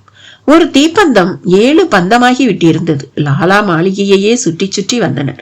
தொல்பொருள் ஆய்வாளர்கள் சில இடங்களை மிகவும் விஞ்ஞான முறையில் ஆய்வு செய்வார்கள். அதற்கேற்ற உபகரணங்கள் அவர்களிடம் இருக்கும். லேசர் கதிர் பாயும் கருவி ஒன்று பூமியில் எங்காவது பாதாள அறைகள் இருந்தால் காட்டி கொடுத்து சத்தம் எழுப்பும். மற்றபடி கல்லும் மண்ணுமே பூமிக்கு கீழே இருந்தால் ஒன்றும் செய்யாது. சிவப்பு விளக்கு மட்டும் எரிந்தபடி இருக்கும். தேவராஜன் அப்படி ஒரு கருவி இருந்தால் உபயோகமாக இருக்கும் என்று நினைத்தார். தொட்டு தொட்டு நடந்தார்கள். ஒன்றுமே புரியவில்லை. எங்கும் எந்த வழியும் இருப்பது போலவே தெரியவில்லை. விக்ரமன் இந்த விளையாட்டுக்கே நான் வரவில்லை என்று மாடிக்கு போய் ஆகாயத்தை பார்த்தபடி மல்லாந்து விட்டான். புதிய ஜென்ம கடமை அவனை நிறையவே சிந்திக்க வைத்திருந்தது. நந்தன் பைராகி வசம் இருக்கும் தன் உடம்பை மீட்பது மட்டுமல்ல, பைராகியையும் எப்படி வீழ்த்துவது என்பதில் லேசான குழப்பமும் இருந்தது. பைராகி அழைக்காததில் ஏதோ சூட்சமமான காரணம் இருப்பதாகவும் தோன்றியது. பைராகி தன்னை அழிப்பதற்காக பெரிய அளவில் தயாராகி கொண்டிருப்பதாகவே தோன்றியது. கீழே மீதமுள்ள 6 பேரும் ஒரு புள்ளியில் கூடியிருந்தனர். அவர்களிடம் இப்பொழுது நிறையவே ஆயாசம், குழப்பம், கவலை. எனக்கு என்னவோ இல்லாத ஒன்றை வெட்டியா தேடிட்டு இருக்கிற மாதிரி தோணுது என்று ஆரம்பித்தான் தங்கவேலு. நானும் அப்படித்தான் நினைக்கிறேன். உஜ்ஜயினியில் இருக்க வேண்டிய சிம்மாசனம் இங்கே எப்படி வர முடியும்? வேடிக்கையா இல்ல? அதானே, அப்படியே வந்தாலும் அதை வச்சு மூடி யாராவது மெனக்கெட்டு அதுக்கு மேல ஒரு மாளிகையை கட்டுவாங்களா? பைத்தியக்காரத்தனமா இல்ல? இதுல நாம கங்கை காவிரி இணைப்பு பத்தி எல்லாம் பேசினதுதான் தமாஸ். இந்தியாங்கிற பரந்த ஒரு தேசத்துல ஒரு புள்ளிக்குள்ள ஒரு புள்ளியா கூட இல்லாத நாம கங்கைய காவிரியோட சேர்க்கறத பத்தி பெருசா பேசினத நினைச்சா சிரிப்பு தான் வருது. அப்கோர்ஸ் ஜாகிரபிங்கிற பூகோளம் தெரியாம பேசிட்டோம். வழியில எவ்வளவோ மலைகள் மேடுகள்லாம் இருக்கு. அதையெல்லாம் தகர்த்து தண்ணிய திசை திருப்பி விடுறதுன்னா அது என்ன லேசுப்பட்ட விஷயமா? பேச்சோடு தரையில் அமர்ந்து விட்டனர் அனைவரும். முற்றிலும் நேர் எதிரான பேச்சு. ஆனால் வேதால் சிங் மட்டும் அவர்கள் போல படபடவென்று புரியவில்லை.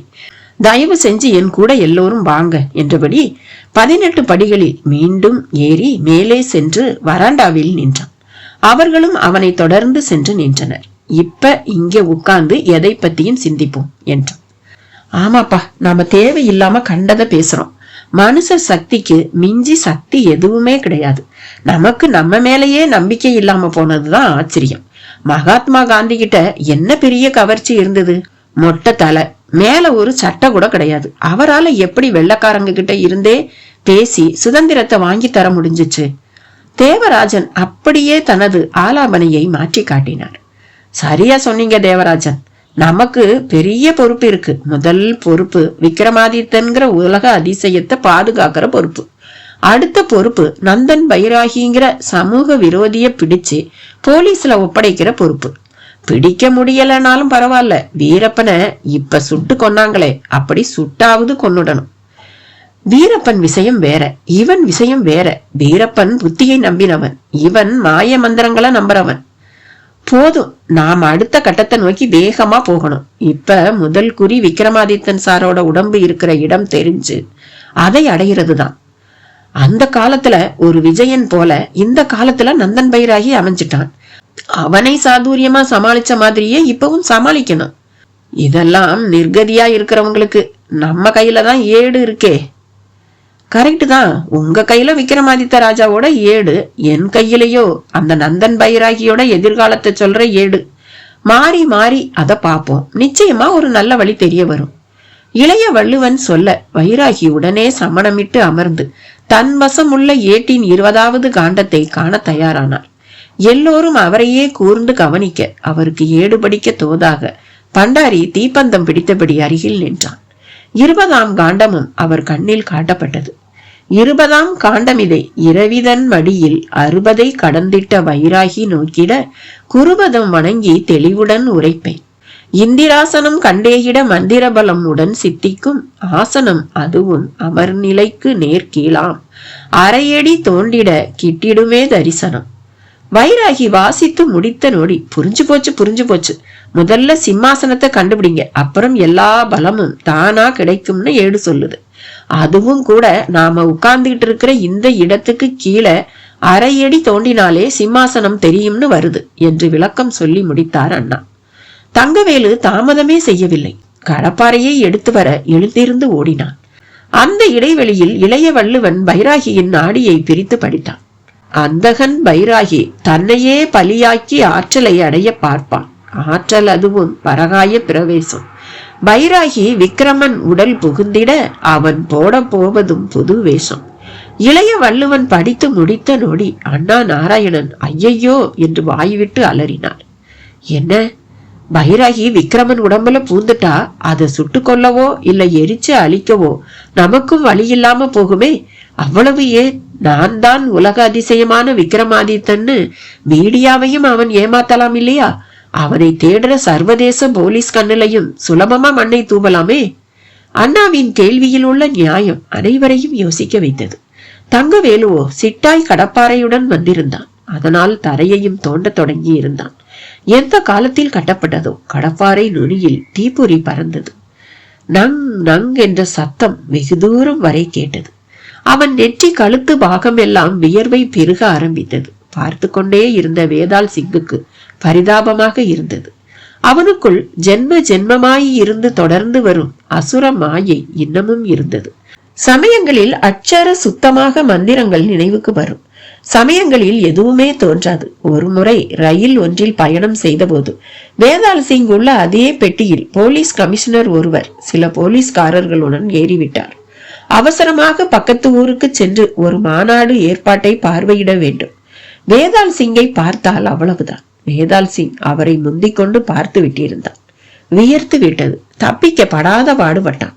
ஒரு மை இருக்கிறது. அதை எடுத்து நெற்றியில் பூசிக்கொண்டால் பிறர் பார்த்தாலும் நாம் யார் என்பதை அவர்கள் உணர மாட்டார்கள். ஆனால் அந்த மையை எடுத்து புருவத்தில் கையை வைத்து பூச முனையும் போதே கமிஷனர் பார்த்து விட்டார். ஒரே அமுக்கு. அடுத்த 30வது நிமிடம் ஸ்டேஷன் லாக்கப்பில் இருந்தான். அங்கே லாடம் கட்டி விட்டார்கள். ஆத்திரத்தில் வேதாள் சிங்கை பிடித்து சுவரில் தள்ளி நெற்றியை பிளக்க பார்த்தனர். ஆனால் அந்த மோதலில் சித்தத்தில் ஒரு சிறு கலக்கம். புதிதாய் உள்ளே புதைந்து கிடந்த மந்திரம் ஒன்று சட்டென்று ஞாபகம் வந்தது. ரத்தத்தை அர்க்கியம் விட்டு அந்த மந்திரத்தை 13 முறை சொன்னால் போதும். பாதாளத்தில் இருந்தாலும் மாயமாகி விடலாம். வேதாள் சிங்கும் மாயமானான். அதன் பின் இன்று வரை அவனும் போலீஸ் தேடும் ஒருவனே. அவன் மாயமாய் மறைந்ததை அமெரிக்க டைம்ஸ் பத்திரிகை கூட தலைப்பு செய்தியாக வெளியிட்டிருந்தது. அதெல்லாம் ஒரு வினாடி வேதாள் சிங்குக்கு ஞாபகம் வர தங்கவேலுவுக்கும் உதவும் நோக்கில் கடப்பாறையை வாங்கி ஒரு மந்திரத்தை சொன்னதுதான் தாமதம். அந்த கடப்பாறை ஏதோ மண்ணுக்குள் சகஜமாக இறங்குவது போல இறங்கி ஒரு சதுர அடிக்கு பெயர்த்தும் எடுத்தது.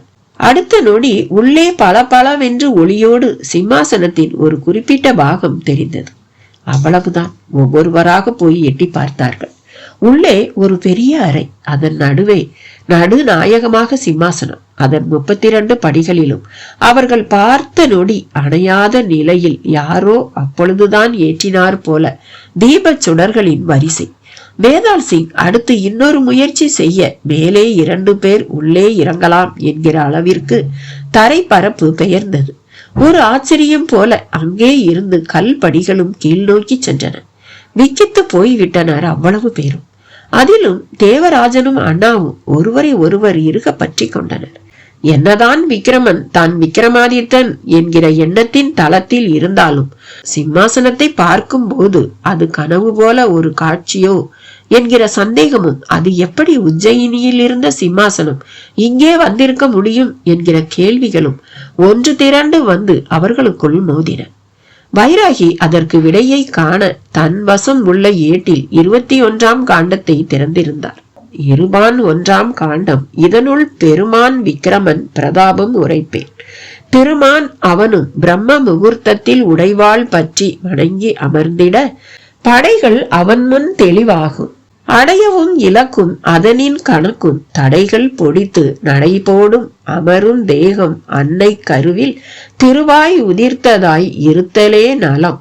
மாற்றார் தன்னில் பட்டியை அன்றி மற்றோர் எல்லாம் எட்டியே இருப்பதே உற்றதாம். உற்றதை மீறினால் மரணப்பற்றதாம். ஏடு முடிந்து போயிருந்தது. ஓரளவே பொருள் உணர முடிந்தது. விக்கிரமன் அவனுக்குண்டான வாளோடு அந்த சிம்மாசனத்தில் அமர வேண்டும். அதுவும் கூட அவனுக்குண்டான உடம்போடு. மாற்று உடம்பு எதுவும் சிம்மாசனத்தில் ஏறவே கூடாது. பட்டி மட்டும் ஏறி அமரலாம். மற்றவர்கள் எட்டியே நிற்க வேண்டும். தவறினால் மரணம் ஏற்படும். இதுதான் பொருள். ஒரு பக்கம் சிம்மாசனத்தை பார்த்த பிரமிப்பு, மறுபக்கம் அதில் விக்கிரமன் தன் உடம்போடுதான் ஏறி அமர வேண்டும் என்கிற தகவல். இரண்டும் அவர்களை நெடுநேரம் யோசிக்க வைத்துவிட்டது. தங்கவேலு மட்டும் தகதகவென ஜொலிக்கும் அந்த சிம்மாசனத்தை அடிக்கடி எட்டி பார்த்து மாய்ந்து போனான். என்கிட்ட இருக்கிற கோடிகளை அப்படியே கொடுத்தாலும் இதோட மதிப்புக்கு ஈடாகாது என்றும் முணுமுணுத்து கொண்டான். இன்று ஒரு கோஹினூர் வைரம் மட்டும்தான் உள்ளது. அதுவும் நம்மிடம் இல்லை. இங்கிலாந்து ராணிக்கு சொந்தமாகி லண்டனில் ஒரு மியூசியத்தில் இருப்பதாக தங்கவேலுவுக்கு தோன்றியது. ஒருவேளை தன் எண்ணம் பிழையானதாக கூட இருக்கலாம் என்று கருதியவன் ஒரு விஷயத்தை மட்டும் உறுதியாக நம்பினான். அந்த வைரம் இருக்கும் இடத்தில் ஜனநாயக அரசு இருக்க முடியாது. இந்தியா சுதந்திரம் பெறுவதற்கு முன்பு வரை ஏதாவது ஒரு ராஜாவின் சாம்ராஜ்யம் தானே நடந்தது. அது வரைதான் அந்த வைரமும் நம்மோடு இருந்தது. ஜனநாயகம் உள்ள வரை அது திரும்ப போவதும் இல்லை. அது இருக்கும் இடத்திலோ இன்றும் மன்னராட்சி தான் நடைமுறையில் உள்ளது. என்னதான் ஓட்டு போட்டு ஜனநாயக முறைப்படி ஆட்சி நடந்தாலும் அவர்களது அதிகாரத்திற்கோ அவர்களின் மதிப்பு மரியாதைக்கோ ஒரு குறைவும் இல்லை. ஒரே ஒரு வைர கல்லுக்கே அப்படி ஒரு சக்தி என்றால் இந்த நவரத்தின சிம்மாசனத்தில் திரும்பிய பக்கமெல்லாம் கற்கள், அதுவும் பழமையான காலத்தை வென்ற கற்கள். எகிப்து நகரில் உள்ள பிரமிடுகள் இன்றும் மிக மிக மர்மமானவை. ஒரு பிரமிட் கல்லறையை பெயர்த்து எடுக்கும் கற்களை கொண்டு 10 LIC பில்டிங்கை கட்டலாம் என்றால் அது எவ்வளவு பெரியதாக எத்தனை லட்சம் கற்களை கொண்டிருக்க வேண்டும் என்று சொல்ல தேவையில்லை. அந்த பிரமிடுகளும் துளிகூட கோண பிசகு இல்லாமல் அதி நேராக நூல் பிடித்தாற் போல கட்டப்பட்டிருப்பது அடுத்த கட்ட ஆச்சரியம். பிரமிடுக்குள் உள்ள விஷயங்கள் என்றும் கெட்டு போவதில்லை. பிரிட்ஜில் வைத்த பொருட்கள் கூட சற்று சுருங்கி சுவை மாறி போகின்றன. ஆனால் பிரமிடு அவ்வாறு இல்லை. அதற்குள் ஒரு மகத்தான ஜீவசக்தி இருக்கிறது. அந்த சக்திக்குள்ளும் புகுந்து அங்குள்ள புதையலை தேடி ஒரு கூட்டமே அலைந்தது. இன்றைக்கும் பிரமிட் புதையல் ஒரு உலக அதிசயமாகவே உள்ளது. அதை அடைய ஒரு போட்டோ போட்டி பலரிடமும் நடந்தபடிதான் உள்ளது. பிரமிட் புதையலை அடைவதை வைத்தே பல திரைப்படங்களும் ஹாலிவுட் தயாரிப்பாக வந்துவிட்டன. அதை பற்றியெல்லாம் தங்கவேலுவும் அறிந்துதான் வைத்திருந்தான். விக்ரமாதித்தனின் சிம்மாசனத்தை பார்க்கும் போது அவனுக்குள் வரிசையாக அவ்வளவு எண்ணங்களும் அணிவகுத்தது. எப்பொழுதுமே கடந்த காலமும் நிகழ்காலமும் ஏதோ ஒரு வகையில் மர்மமான சில தொடர்புகளை கொண்டிருப்பதாகவே தோன்றியது. தங்கவேலு இப்படி பலதரப்பட்ட எண்ணங்களோடு அமர்ந்திருக்க இளைய வள்ளுவன் தன் பங்கிற்கு நந்தன் பைராகியின் நாடி ஏட்டை திறந்திருந்தான். முந்தைய ஏடு நந்தன் பைராகி விக்ரமாதித்தன் உடம்புக்குள் புகுந்து அவனே விக்ரமாதித்தனாக போவதை கூறியிருந்தது. இந்த ஏடு என்ன சொல்ல போகிறது என்று பார்த்தவனுக்கு பகீர் என்றது. பைராகி இவன் இனி விக்ரமனே மனம் உருகி கைத்தலம் பற்றி முயல்வான். பதுமையாம் தேவி தீபாவை தேவியை பற்றிட தீருமே அவன் வினை. அறக்க வழிவந்த அவன் சக்தி அவ்வளவும் இரக்க வழிக்கே மாறி அவனும் தேவன் ஆவானே. அரக்கன் இரக்கனானால் இரக்கன் விக்கிரமன் அரக்கனாகிவிடும் கொடுமை நாவல மண்ணில் நன்றாய் நடந்திடும். இளைய வள்ளுவன் முகம் வெளிரியது. அதை கவனித்த அண்ணாவும் பைராகியும் என்ன விஷயம் என்று கேட்க இளைய வள்ளுவனால் அவர்கள் கேள்விக்கு சட்டென்று ஒரு பதிலை சொல்லிவிட முடியவில்லை. என்ன இளைய வள்ளுவரே, நமக்கு எதிரா ஏதாவது? எதிராதான் சார் இருக்கு எல்லாமே. எப்படி? காத்து அந்த நந்தன் பைராகிக்கு சாதகமாத்தான் வீசிக்கிட்டு இருக்கு. விளக்கமா சொல்லுங்க வள்ளுவரே. என்னத்த சொல்ல, காணாம போன ராஜாவோட உடம்பால பல குழப்பங்களும் உருவாக போகுது. எப்படி? சொல்றேன் சார். நந்தன் பைராகி மட்டும் விக்ரமாதித்த ராஜா உடம்புக்குள்ள நுழைஞ்சிட்டா நாம என்ன செஞ்சாலும் பிரயோஜனம் இல்லை. அடுத்த குறி தீபாவை, அதாவது 32வது பதுமை தேவியாக விளங்கி இப்ப தீபான்னு நாம குறிப்பிடுற தேவியார பைராகி திருமணம் செய்துகிட்டா பைராகியோட தோஷமெல்லாம் விலகி பைராகியும் தேவனாயிடுவான். அப்புறம் நாம அதன் பிறகு எவ்வளவு பாடுபட்டும் பலன் இல்லை. இங்கே விக்ரமாதித்த ராஜா அவனை அழிக்க அரக்கனா மாறுவாரு. மொத்தத்துல 2 பேருமே இடம் மாறி போயிடுவாங்க. ஒரு வகையில பைராகிக்கு இது ரொம்ப ரொம்ப குறுக்கு வழி. எப்படி? அவன் விக்ரமாதித்த ராஜாவா பிறந்து வளர்ந்து அதுக்குண்டான பெருமைகளை பெறுவதுங்கிறது சாத்தியமே இல்லை இல்லையா? ஆனா கூடு விட்டு கூடு பாஞ்சு தீபா தேவியையும் கல்யாணம் செய்துகிட்டா பைராகிக்கு தோஷ நிவர்த்தி கிடைச்சிடுது. ஒரு பக்கம் அவனோட மந்திர எந்திர தந்திர சக்தி, மறுபக்கம் விக்ரமாதித்த சரீரம். அதை விட வலுவா பதுமை தீபாதேவியோட சாதக பலம். எல்லாம் ஒண்ணு சேர்ந்து உலகத்தோட மிகப்பெரிய சக்தியா அவன் மாறிடுவான். ஆனா எல்லா நியாயங்களும் இருந்தும் இங்க விக்ரமாதித்த ராஜா தன் உடம்பு கூட கிடைக்காம இதே டிரைவர் உடம்புல இந்த உடம்புக்கு உண்டான சக்திக்கு உட்பட்டு வாழ்ந்து மடிகிற கொடுமை நடக்க தொடங்கிடும். சரி, இதை தவிர்க்க என்னதான் வழி? ஒரே வழி, நந்தன் பைராகி விக்ரமாதித்த ராஜா உடம்புக்குள்ள நுழையறதுக்கு உள்ள அந்த உடம்ப நாம கடத்திக்கிட்டு வர்றதுதான். அவன் எங்க இருக்கான்னே தெரியாத நிலையில அது எப்படி சாத்தியம்? கண்டுபிடிக்கணும். கண்டுபிடிக்கிறதுலதான் நம்ம வெற்றியே இருக்கு. இல்லைன்னா 31 ஜென்மமா ஏற்பட்ட அவ்வளவு தோல்விக்கும் இந்த ஒரு ஜென்மத்துல பைராகி பழி வாங்கிடுவான். வெற்றியும் எப்பவும் ஒரு மனிதனுக்கே கிடைச்சதில்லை இல்லையா? இருக்கலாம். அதுக்காக அதர்மம் ஜெயிக்கலாமா? எந்த காலத்துல அதர்மம் ஜெயிச்சிருக்கு? நடந்துகிட்டு இருக்கிறது கலிகாலம். கலியில அதர்மமும் அப்பப்ப ஜெயிக்கும். அப்பதான் கலி புருஷனால அவன் கடமையை இந்த பூமியில செய்ய முடியும். நீங்க என்ன சொல்றீங்க? தர்மத்தை சூது கவும், தர்மம் தான் மறுபடியும் வெல்லுங்கிறது தானே பெரியவங்க வாக்கு. ஒரு அதர்மம் தர்மமா மாறுறதும் ஒரு நல்ல விஷயம் தானே. அதர்மம் தர்மமா மாறுவதா? ஆமா, நந்தன் பைராகி விக்ரமாதித்தனா மாறினா அது இந்த உலகத்துக்கு நல்லது தானே. உருவம் மாறினா ஆச்சா, உள்ளம் மாற வேண்டாமா? அவன் உள்ளமும் மாறிடும்னு தான் அவன் ஏடு சொல்லுது. எப்பவும் நமக்கு மிஞ்சி ஒருவர் இருக்கும் போதுதான் அவரை அழிக்க நாம எதையாவது செய்ய பார்ப்போம். எனக்கு மேல யாருமே கிடையாதுன்னு வந்துட்டா நான் யாரோடையும் மோத வாய்ப்பே இல்லையே. இது புதுவிதமான பிரச்சனையா இருக்கே. ஆமா, கலியுகத்துல இப்படியெல்லாம் தான் பிரச்சனைகள் வரும். நேற்று வரை மகாத்மாவா இருந்தவன் மிக கொடியவன் ஆவான். இதுவரை சிங்கம் புலிதான் நம்ம வரையில கொடிய மிருகம். ஆனா டைனோசர் மாதிரி மிருகங்கள் வந்துட்டா இதெல்லாம் சுண்டலி மாதிரி சிரித்து போயிடுது இல்லையா? ஒரு புள்ளி அளவு கூட இல்லாத கொசுக்கள் நம்மோட மிகப்பெரிய பிரச்சனையா இருக்கு. ஒரு குடும்பம் மின்சாரம் கூட இல்லாம இருந்துடும். வீடு இல்லாம பிளாட்பாரத்துல படுத்து தூங்கிடலாம். ஆனா கொசுக்கடிய அலட்சியப்படுத்திட்டு தூங்க முடியுமா? ஒரு பிச்சைக்காரன் கூட தன் வருமானத்துல தினம் 2 ரூபாய் கொசுவத்திக்காக செலவு செய்யறான். இல்லேனா அவன் வரையில 1 மணி நேரம் அவனால நல்ல விதமா தூங்க முடியாது. இந்த சென்னை நகரம் மட்டும் ஒரே ஒரு நாள் தான் தன் வசம் உள்ள 80 லட்சம் பேரை தூங்க வைக்க தினசரி 25 லட்சம் ரூபாய்க்கு காயில்களை எரிக்குது. தினசரி 25 லட்சம் ரூபாய், இது குறைவான தொகை. ஒரு மாசத்துக்கு எத்தனை கோடி? வருஷத்துக்கு கணக்கு போட்டா எவ்வளவுன்னு கணக்கு போட்டு பாருங்க. ஒரு வருஷத்துக்கு சென்னை நகர மக்கள் தூங்குறதுக்காக மட்டுமே கட்டற கொசுவத்தி காயிலோட விலை 110 கோடி ரூபாய். தமிழ்நாடு பூரா எடுத்துக்கிட்டா அது 1000 கோடியை தாண்டிடும். வெறும் கொசுவுக்கான காசு இது. அற்ப கொசுவுக்கு அதோட கடிக்கு நாம கொடுக்கிற விலை. இதுதான் கலியுகம். இளைய வள்ளுவன் கலியுகத்துக்கு கொடுத்த விளக்கம் அவ்வளவு பேரையும் ஒரு ஒலுக்கி விட்டது. ஒலிம்பிக்ல பதக்கம் வாங்க நாம சில கோடி ஒதுக்க 1000 தடவை யோசிக்கிறோம். ஆனா கொசுவுக்கு இவ்வளவு செலவு செய்யறோமே. ஆமா, அதுதான் கலியோட கொடுமை. இவ்வளவு செலவு செய்யற நாம கொசுவை அழிக்க முடியலையே. அதை ஞாபகத்துல வச்சுக்கங்க. கொசுவை அழிக்கல, அதை அடக்குறதுக்கு தான் இந்த செலவு. அதோட சாம்ராஜ்யம் என்னவோ விரிவடைஞ்சுக்கிட்டே தான் போகுது.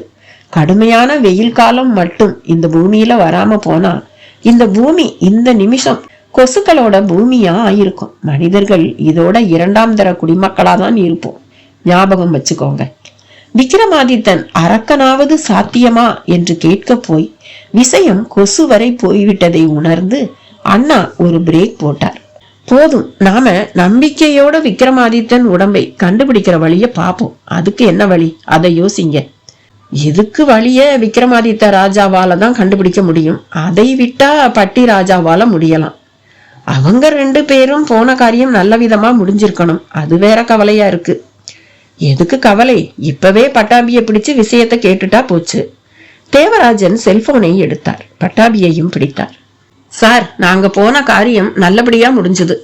அநேகமா காலை நியூஸ்ல வேதாளம் பிணம் மயானம் திரும்பியது எப்படின்னு தெரியலையேங்கிறதையே ஒரு நியூஸா சொன்னாலும் சொல்லலாம். கேட்டுட்டு சொல்லுங்க. சரி பட்டாபி, அது ஒரு பக்கம் இருக்கட்டும். நீங்க சீக்கிரம் வாங்க. உங்களாலதான் இங்க பல நல்ல காரியங்கள் நடந்தாகணும். அப்படியா? ஆமா பட்டாபி, நீங்க உங்க அண்ணனோட உட்கார்ந்து ஆட்சி செஞ்ச அந்த ரத்தின சிம்மாசனம் கிடைச்சிடுச்சு. பலன்னு என்னமா ஜொலிக்குது தெரியுமா? ரொம்ப சந்தோஷம். அதே சமயம் அதை நம்ம சம்பந்தம் இல்லாத யாரும் பார்த்திடாதபடி வச்சுக்கோங்க. நாங்க கொஞ்ச நேரத்துல அங்க வந்துடுவோம். சீக்கிரம் வாங்க. தேவராஜன் பேசி முடித்தார். வேலாயுதம் உடம்போட சிக்கல் தீர்ந்து போச்சு என்றார்.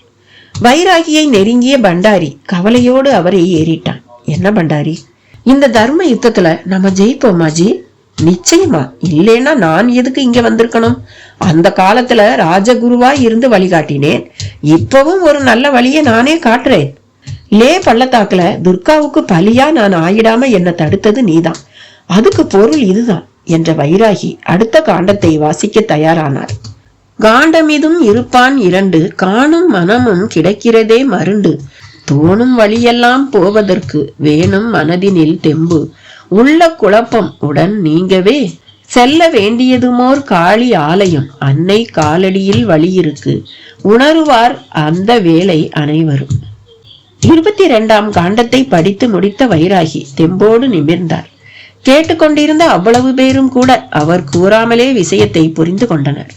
அப்ப விடியும் போது நாம அவ்வளவு பேரும் காளி கோயிலுக்கு போக போறோமா என்று கேட்டார் தேவராஜன். ஆமா, அதுக்குள்ள பட்டாபியும் காளியப்ப சாமியும் கூட வந்துடுவாங்க என்றார் வைராகி. கைக்கடிகாரத்தை பார்த்தார். மணி 5:30. ஒரு முழு இரவு துளி கூட தூக்கமின்றி பரபரப்பாக கழிந்தது அப்பொழுதுதான் அவருக்கே தெரிந்தது. இன்னும் அரை மணி நேரத்துல விடிஞ்சிடும். இது நம்ம வரையில ஒரு மறக்க முடியாத ராத்திரி. ஆமா, இந்த மாளிகையில குளிக்க இடம் இருக்கா? தங்கவேலு வேகமாக தலையை ஆட்டினான். பெரிய குளமே இருக்கு சார். ஒரு ஆச்சரியம் பாருங்க, யாரோ விதை போட்டு பார்த்து வளர்த்த மாதிரி அதுல அவ்வளவு தாமரை பூவுங்க. குளமா? அதுவும் தாமரை குளமா? அது தோஷமில்லாத நீர் உள்ள குளம் அப்பா. அதுல சூரிய சக்தியும் சந்திர சக்தியும் மிகவும் இருக்கும் என்றார் வைராகி. அது என்ன சூரிய சக்தி சந்திர சக்தி? நான் அந்த கிரகங்களோட கதிர்வீச்சு சொன்னேன். மண்வாகு, இடவாகு, நீர்வாகுன்னு 3 விஷயம் ஒன்னா சேர்ந்து காத்தும் நல்லபடியா இருந்து சூரிய ஒளியும் சந்திர ஒளியும் தடையில்லாம விளர ஒரு திருக்குளத்துலதான் தாமரை நிறையவே வளரும். தாமரை இருந்தாலே அது சூரிய கதிர்களை இழுத்து பூமிக்கு கீழே தன் வேருக்கு கொண்டு போக கூடியது. அந்த தண்ணியில ஜீவ சக்தி நிறைய இருக்கும். ஜாதகத்துல சூரிய சந்திரர்கள் நீசத்துல உள்ளவங்க தாமரை குளத்துல தினமும் குளிச்சா அந்த கோள்களோட சக்திய உடனடியா பெறுவாங்க. ரத்தத்துல இன்சுலின் குறையும் போது ஊசி வழியா அதை ஏத்திக்கிற மாதிரி ஒரு விஷயம் இது என்று ஒரு புதிய அரிய தகவலை தந்தார் வைராகி. அப்படியே தங்கவேலுவுடன் அவர்கள் அந்த குளத்திற்கும் சென்றனர். நல்ல அகலமான குளம். 4 பக்கமும் படித்துறை, கருங்கற்களால் ஆன படிகள். தண்ணீர் கருநீல நிறத்தில் இருந்தது. சூரியனும் உதித்து விட்டிருக்க குளம் பார்க்க அற்புதமாக காட்சி தந்தது. குளத்தில் தட்டு தட்டாக தாமரை இலைகள், நடுநடுவே தாமரை மொட்டுக்கள். பண்டாரி அந்த பூக்களை பார்த்து வியந்ததோடு அதை எண்ணியும் பார்த்துவிட்டு மொத்தம் 32 தாமரை பூக்கள் இருப்பதாக கூறினான். தேவராஜனோ அந்த குளத்தின் படிகளில் சில கல்வெட்டு எழுத்துக்களை பார்த்தார். அதில் சந்திர சூரிய அக்னி புஷ்கரணி என்று எழுதப்பட்டிருந்தது. படிகளில் சில இடங்களில் மஞ்சள் அட்சதைகளும் கிடந்தன. மனித நடமாட்டமே இல்லாத ஒரு இடத்தில் உள்ள குளத்தில் எண்ணி 32 தாமரைகள், கூடவே அட்சதைகள். அங்கே யாரும் இல்லை என்பதை தேவராஜனால் நம்ப முடியவில்லை. அவரை சந்தேகம் ஆக்கிரமிக்கும் போது ஒரு தங்க மீன் ஒன்று குளத்தின் மேல் தன் குமிழ் வாயை திறந்துவிட்டு பின் கீழ் நோக்கி சென்றது. அதை பார்த்த நொடி தேவராஜனுக்குள் ரேணுகா என்று ஒரு பெயர் எதிரொலித்தது. லாலா மாளிகையில் வைராகி 22ஆம் காண்டத்தை காணப்போய் அந்த காண்டமும் காளிதேவி கோயிலுக்கு சென்று வழிபாடு செய்திட வழி கிட்டும் என்கிற செய்தியை கூறுகிறது. கோவிலுக்கு செல்லும் முன் குளித்துவிட்டு செல்வதற்காக அனைவரும் முயலும் போது லாலா மாளிகையிலேயே ஒரு குளம் இருப்பதை தங்கவேலு சொல்ல அவ்வளவு பேரும் அந்த குளக்கரைக்கு செல்கின்றனர். குளக்கரையில் யாரோ வந்து நீராடிவிட்டு சென்றது போல ஒரு தோற்றம். ஆங்காங்கே மஞ்சள் குங்குமம் சிதறி கிடக்க பூக்களும் காண கிடைக்கின்றன. தேவராஜன் வியப்போடு குளத்து நீரை பார்க்கையில் தங்கமீன் ஒன்று துள்ளிக்கொண்டு உள்ளே ஓட அவருக்குள்ளும் ரேணுகா என்றொரு பெயர் எதிரொலிக்கிறது. தேவராஜனிடம் ஒரு வகை ஸ்தம்பிப்பு. வைராகி அதை பார்த்தபடியே அருகில் வந்தார். மிஸ்டர் தேவராஜ். வைராகி சுவாமி, உங்க முகத்துல ஒரு குழப்பமும் அதிர்வும் தெரியுதே. ஆமா சுவாமி, இந்த குளம் எனக்கு புதுசாவே தெரியல. இங்கே நான் பல தடவை நீராடி இருக்கேன். அது மட்டும் இல்ல, ரேணுகாங்கிற ஒரு பெயரும் என் காதுல ஒலிச்சது. ரேணுகாவா? ஆமா சாமி. ஏன், எதனாலன்னு தெரியல சாமி. தேவராஜன் சொன்னதை அண்ணா நாராயணனும் ஒருவித அதிர்ச்சியோடுதான் கேட்டார்.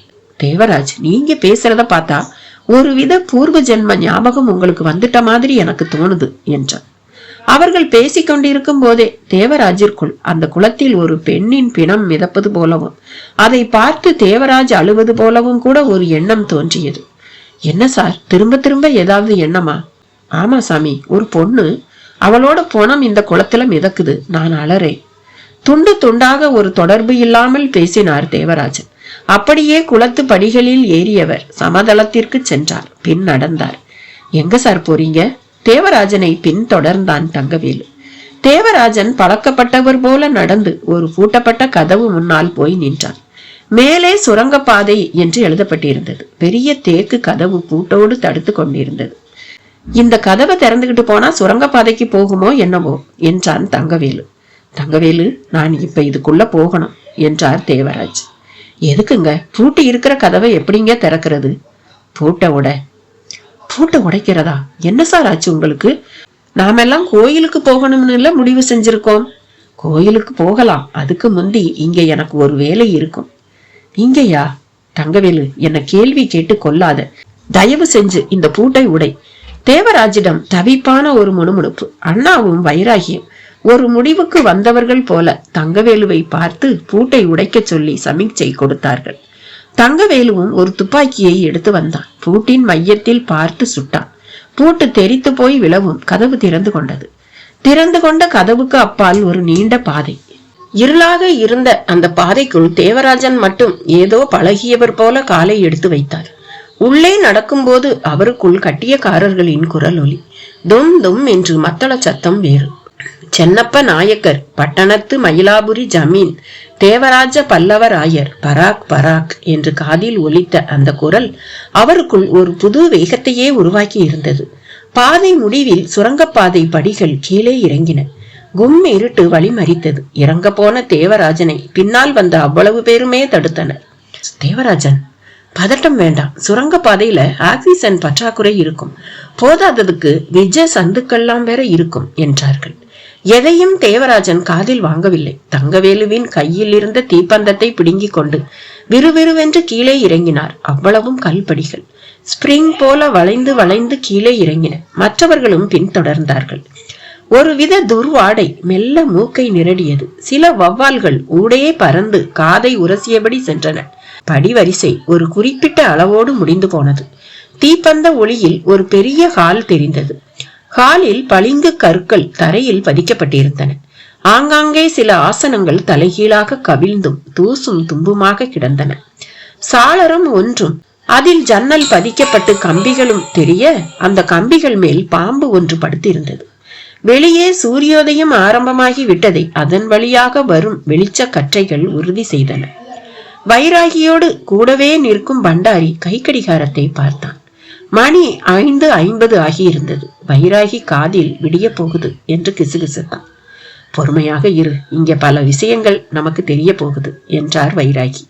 அது உண்மைதான் என்கிற மாதிரி அந்த ஹாலின் சுற்றுப்புற சுவரில் நிறைய வரைபடங்கள் தொங்கிக் கொண்டிருந்தன. ஒரு படத்தில் தேவராஜ் பல்லவராயர் என்று எழுதப்பட்டிருக்க ஜமீன்தாரர் ஒருவர் தலையில் ஜரிகை டர்பனோடு நிற்கும் தோற்றம். அந்த உருவம் அச்சு அசல் தேவராஜை ஒற்றி எடுத்த மாதிரி இருந்தது. அதை தங்கவேலுவும் பார்த்தான். இந்த பங்களாவில இப்படி ஒரு இடம், அதுல இவரை போலவே ஒரு படம் என்று சற்று வாய்விட்டே சொன்னான். பக்கத்தில் ஒரு பெண்ணின் படம். கீழே ரேணுகாதேவி நாச்சியார் என்று எழுதப்பட்டு அதன் மேல் தூசும் தும்பும் பரவி கிடந்தது. அண்ணாவுக்கு புரிய ஆரம்பித்து விட்டது. தேவராஜோட பூர்வ ஜென்ம மாளிகை இது. பூர்வ ஜென்மத்துல தேவராஜ பல்லவராயரா இந்த மாளிகையில வாழ்ந்திருக்கார். அப்ப இவரோட மனைவிதான் ரேணுகா. இதோ இந்த படத்துல இருக்கிறவங்க. அவர் சொல்லும் போதே எதிர் சாரியில் இன்னொரு படம். அதில் விக்கிரமன் போலவே ஒரு இளைஞனுடன் தோளில் கை போட்டபடி தேவராஜ பல்லவராயர். அதை பார்த்த அண்ணா படு உற்சாகமானார். அதோ விக்கிரமன் படம். இந்த ஜென்மத்து தொடர்பு போலவே போன ஜென்மத்து தொடர்பை ஊர்ஜிதப்படுத்துற ஒரு படம் தான் இது என்றவர் ஏதாவது எழுதப்பட்டிருக்கிறதா என்றும் பார்த்தார். கீழே மங்கலான எழுத்துக்கள் தெரிந்தன. ஜமீன்தார் தேவராஜ பல்லவராயருடன் வீர பிரதாபர் விக்ரமர் 1979 to 1844 என்று ஆண்டு குறிப்பும் இருந்தது. இதோ குறிப்பு, வருஷமும் தெரிஞ்சு போச்சு. இன்றையிலிருந்து 160 வருஷத்துக்கு முந்தைய படம் இது. அப்போ இந்த சென்னை சென்னப்ப நாயக்கர் பட்டணம்ங்கிற பேரால தான் அழைக்கப்பட்டது. இந்த பகுதி மயிலாபுரி ஜமீன் வசம் இருந்தது. இன்றைய மயிலாப்பூரை உள்ளடக்கின ஒரு பகுதி தான் இது. அதாவது 160 வருஷத்துக்கு முந்தி விக்கிரமனோட 31வது பிறப்பும் அப்பவும் இன்றைய தினம் போலவே சம்பவங்களும் ஆனா வேறு வடிவத்துல நடந்திருக்கு. இந்த மாளிகைக்கு நாம வந்த காரணமும் எப்படியோ விளங்கிடுச்சு. தொட்டு தொட்டு போனா இந்த மாளிகைக்கும் உஜ்ஜயினிக்குமே ஒரு தொடர்பு நிச்சயமா இருக்கிறது தெரிய வரலாம் என்றார் அண்ணா. தேவராஜன் அந்த ரேணுகாதேவி படம் முன்னால் சென்று வெறித்து கொண்டிருந்தார். அவருக்குள் இனம் புரியாத ஒரு வித அவஸ்தை. தேவராஜ், இப்படியே பார்த்துக்கிட்டு இருக்கிறதால என்ன பிரயோஜனம்? கமான், நமக்கு அடுத்தடுத்த வேலைகள் நிறைய இருக்கு இல்லையா? போகலாம் சார். என் ரேணுகா நான் பார்த்து அந்த குளத்துல குளிக்கும் போது வலிக்கு விழுந்து தண்ணியில மூழ்கி இறந்துட்டா. மறுநாள் தான் அந்த பிணம் தண்ணி மேல மிதந்தப்போ நான் பார்த்தேன். அதுக்கு பிறகு இந்த குளத்துல யாரும் குளிக்கிறதே இல்லை. இந்த அரண்மனையையும் ஒருவித சூன்யம் சூழ ஆரம்பிச்சிடுச்சு. ஆனாலும் அந்த குளம் ஒரு அபூர்வமான குளம். பல சித்தர்கள் அதுல குளிச்சிருக்காங்க. அது ஒரு புண்ணிய தீர்த்தம். இப்ப கூட சித்தர்கள் தான் வந்து குளிச்சுட்டு போயிருக்கணும். இந்த மாளிகையும் அந்த குளமும் ஊரை பொறுத்தவரை பயங்கரமான ஒரு இடமாகி இருக்கலாம். ஆனா சித்தர்களுக்கும் சில தேவதைகளுக்கும் இந்த மாளிகை ஒரு கோயில். தேவராஜன் மடை திறந்த வெள்ளம் போல சில ரகசியங்களை பழைய நினைவில் இருந்து வலிந்து எடுத்து கூற சட்டென்று எங்கோ கனகனவென்று மணி ஒலிப்பது போலவும் செண்டை வாத்திய முழக்கமும் கேட்க தொடங்கியது. என்ன இது வாத்திய சத்தம்? இங்க ராஜராஜேஸ்வரி மாதா சந்நிதி இருக்கு. அங்க உஷத்கால பூஜை நடக்கலாம். யார் செய்யறாங்க? வேற யார்? சித்த புருஷர்கள் தான். தேவராஜன் பேச்சோடு பேச்சாக அந்த ஹாலில் உள்ள ஒரு கதவை தள்ளி திறந்து கொண்டு படு வேகமாக நடந்தார். நீண்ட காரிடார் ஒன்று சென்று கொண்டே போனது.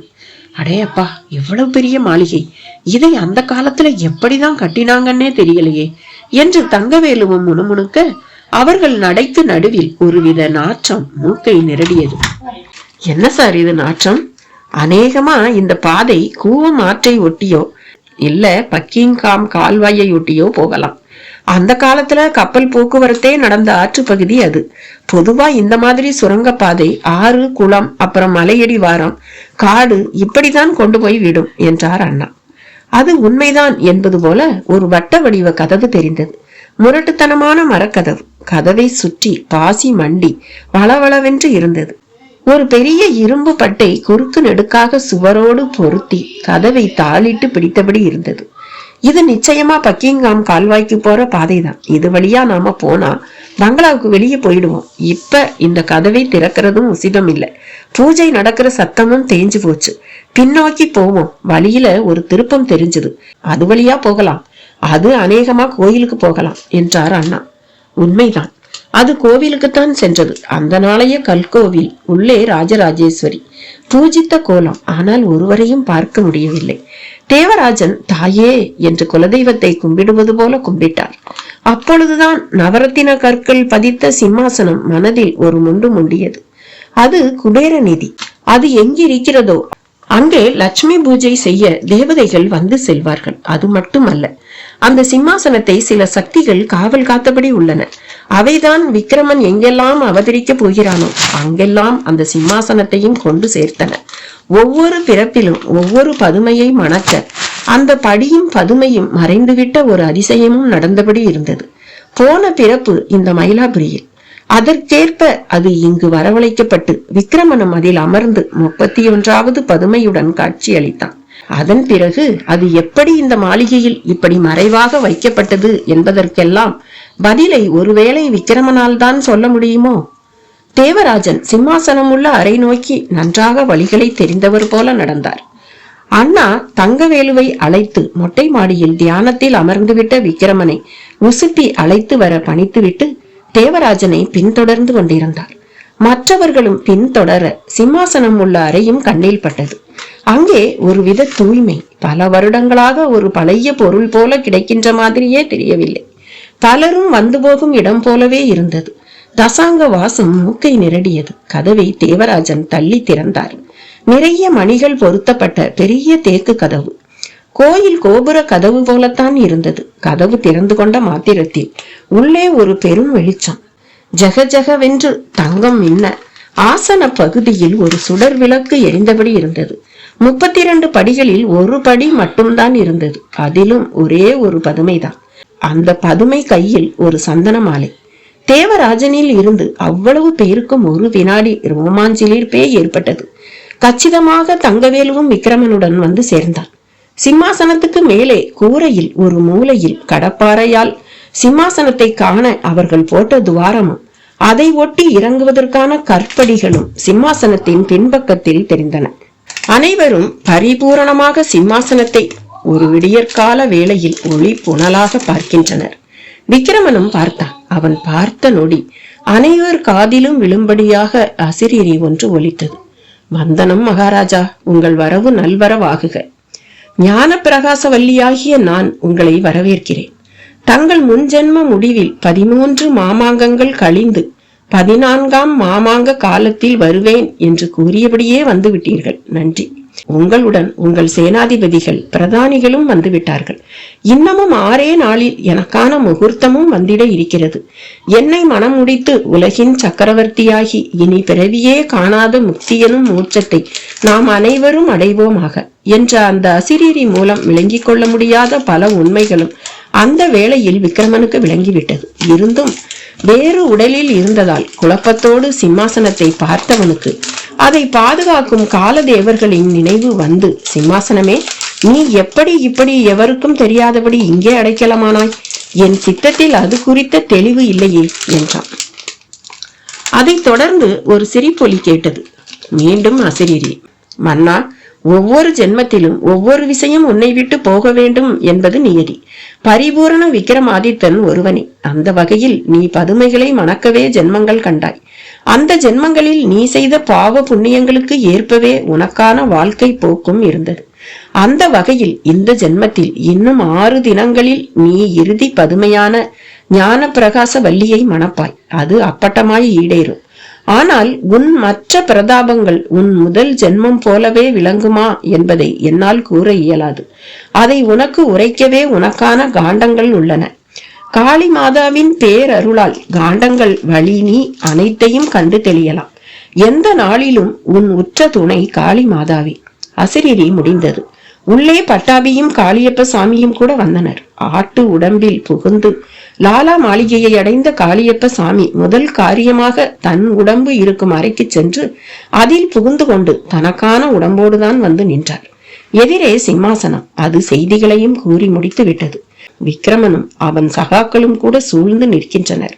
கால வெள்ளம் அனைவரையும் ஒரு புள்ளிக்குள் அழைத்து வந்து நிறுத்திவிட்டது. இனி விக்கிரமனுக்கு வழியை அடுத்தடுத்து வரும் காண்டங்கள் தான் காட்ட வேண்டுமா? வைராகி ஒரு வினாடி கூட தாமதிக்கவில்லை. தன் வசம் உள்ள ஏட்டுக்கட்டையை எடுத்தார். 23ஆம் காண்டமும் காத்திருந்தது போலவே கண்ணில் பட்டது. இருபான் 3ஆம் காண்டம் இதும் வருமுன் காத்திடும் வலியுரைக்கும். காளி திருமுன் சென்றே மன்னனும் நின்றிட ஆலய தருமுன் ஓர் ஆ அம்மா வென்று கத்தும். அக்கணமே முதலே ஆரம்பம் கேடு. பூத கணம் நந்தன் பைராகிக்கும். அது முதல் தொடங்கிடும் காலகதியும் 12 தினம் பாதகமாய் தொடரும். அதற்குள் அவனை அழித்தாலே வெற்றி.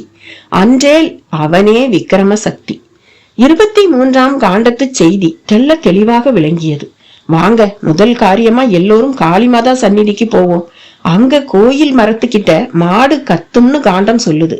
அது கத்துற நேரத்துல இருந்து சரியா 12 நாட்கள். இதுதான் நந்தன் பைராகிய அழிக்க முடிஞ்ச நாட்கள். அதுக்கு பிறகு நிச்சயம் எதுவும் முடியாது. ஆக கூடி இந்த ஏட்டோட செய்திப்படி நந்தன் பைராகியோட தீய காலம் பளிச்சுன்னு தெரிஞ்சு போச்சு என்றார் வைராகி.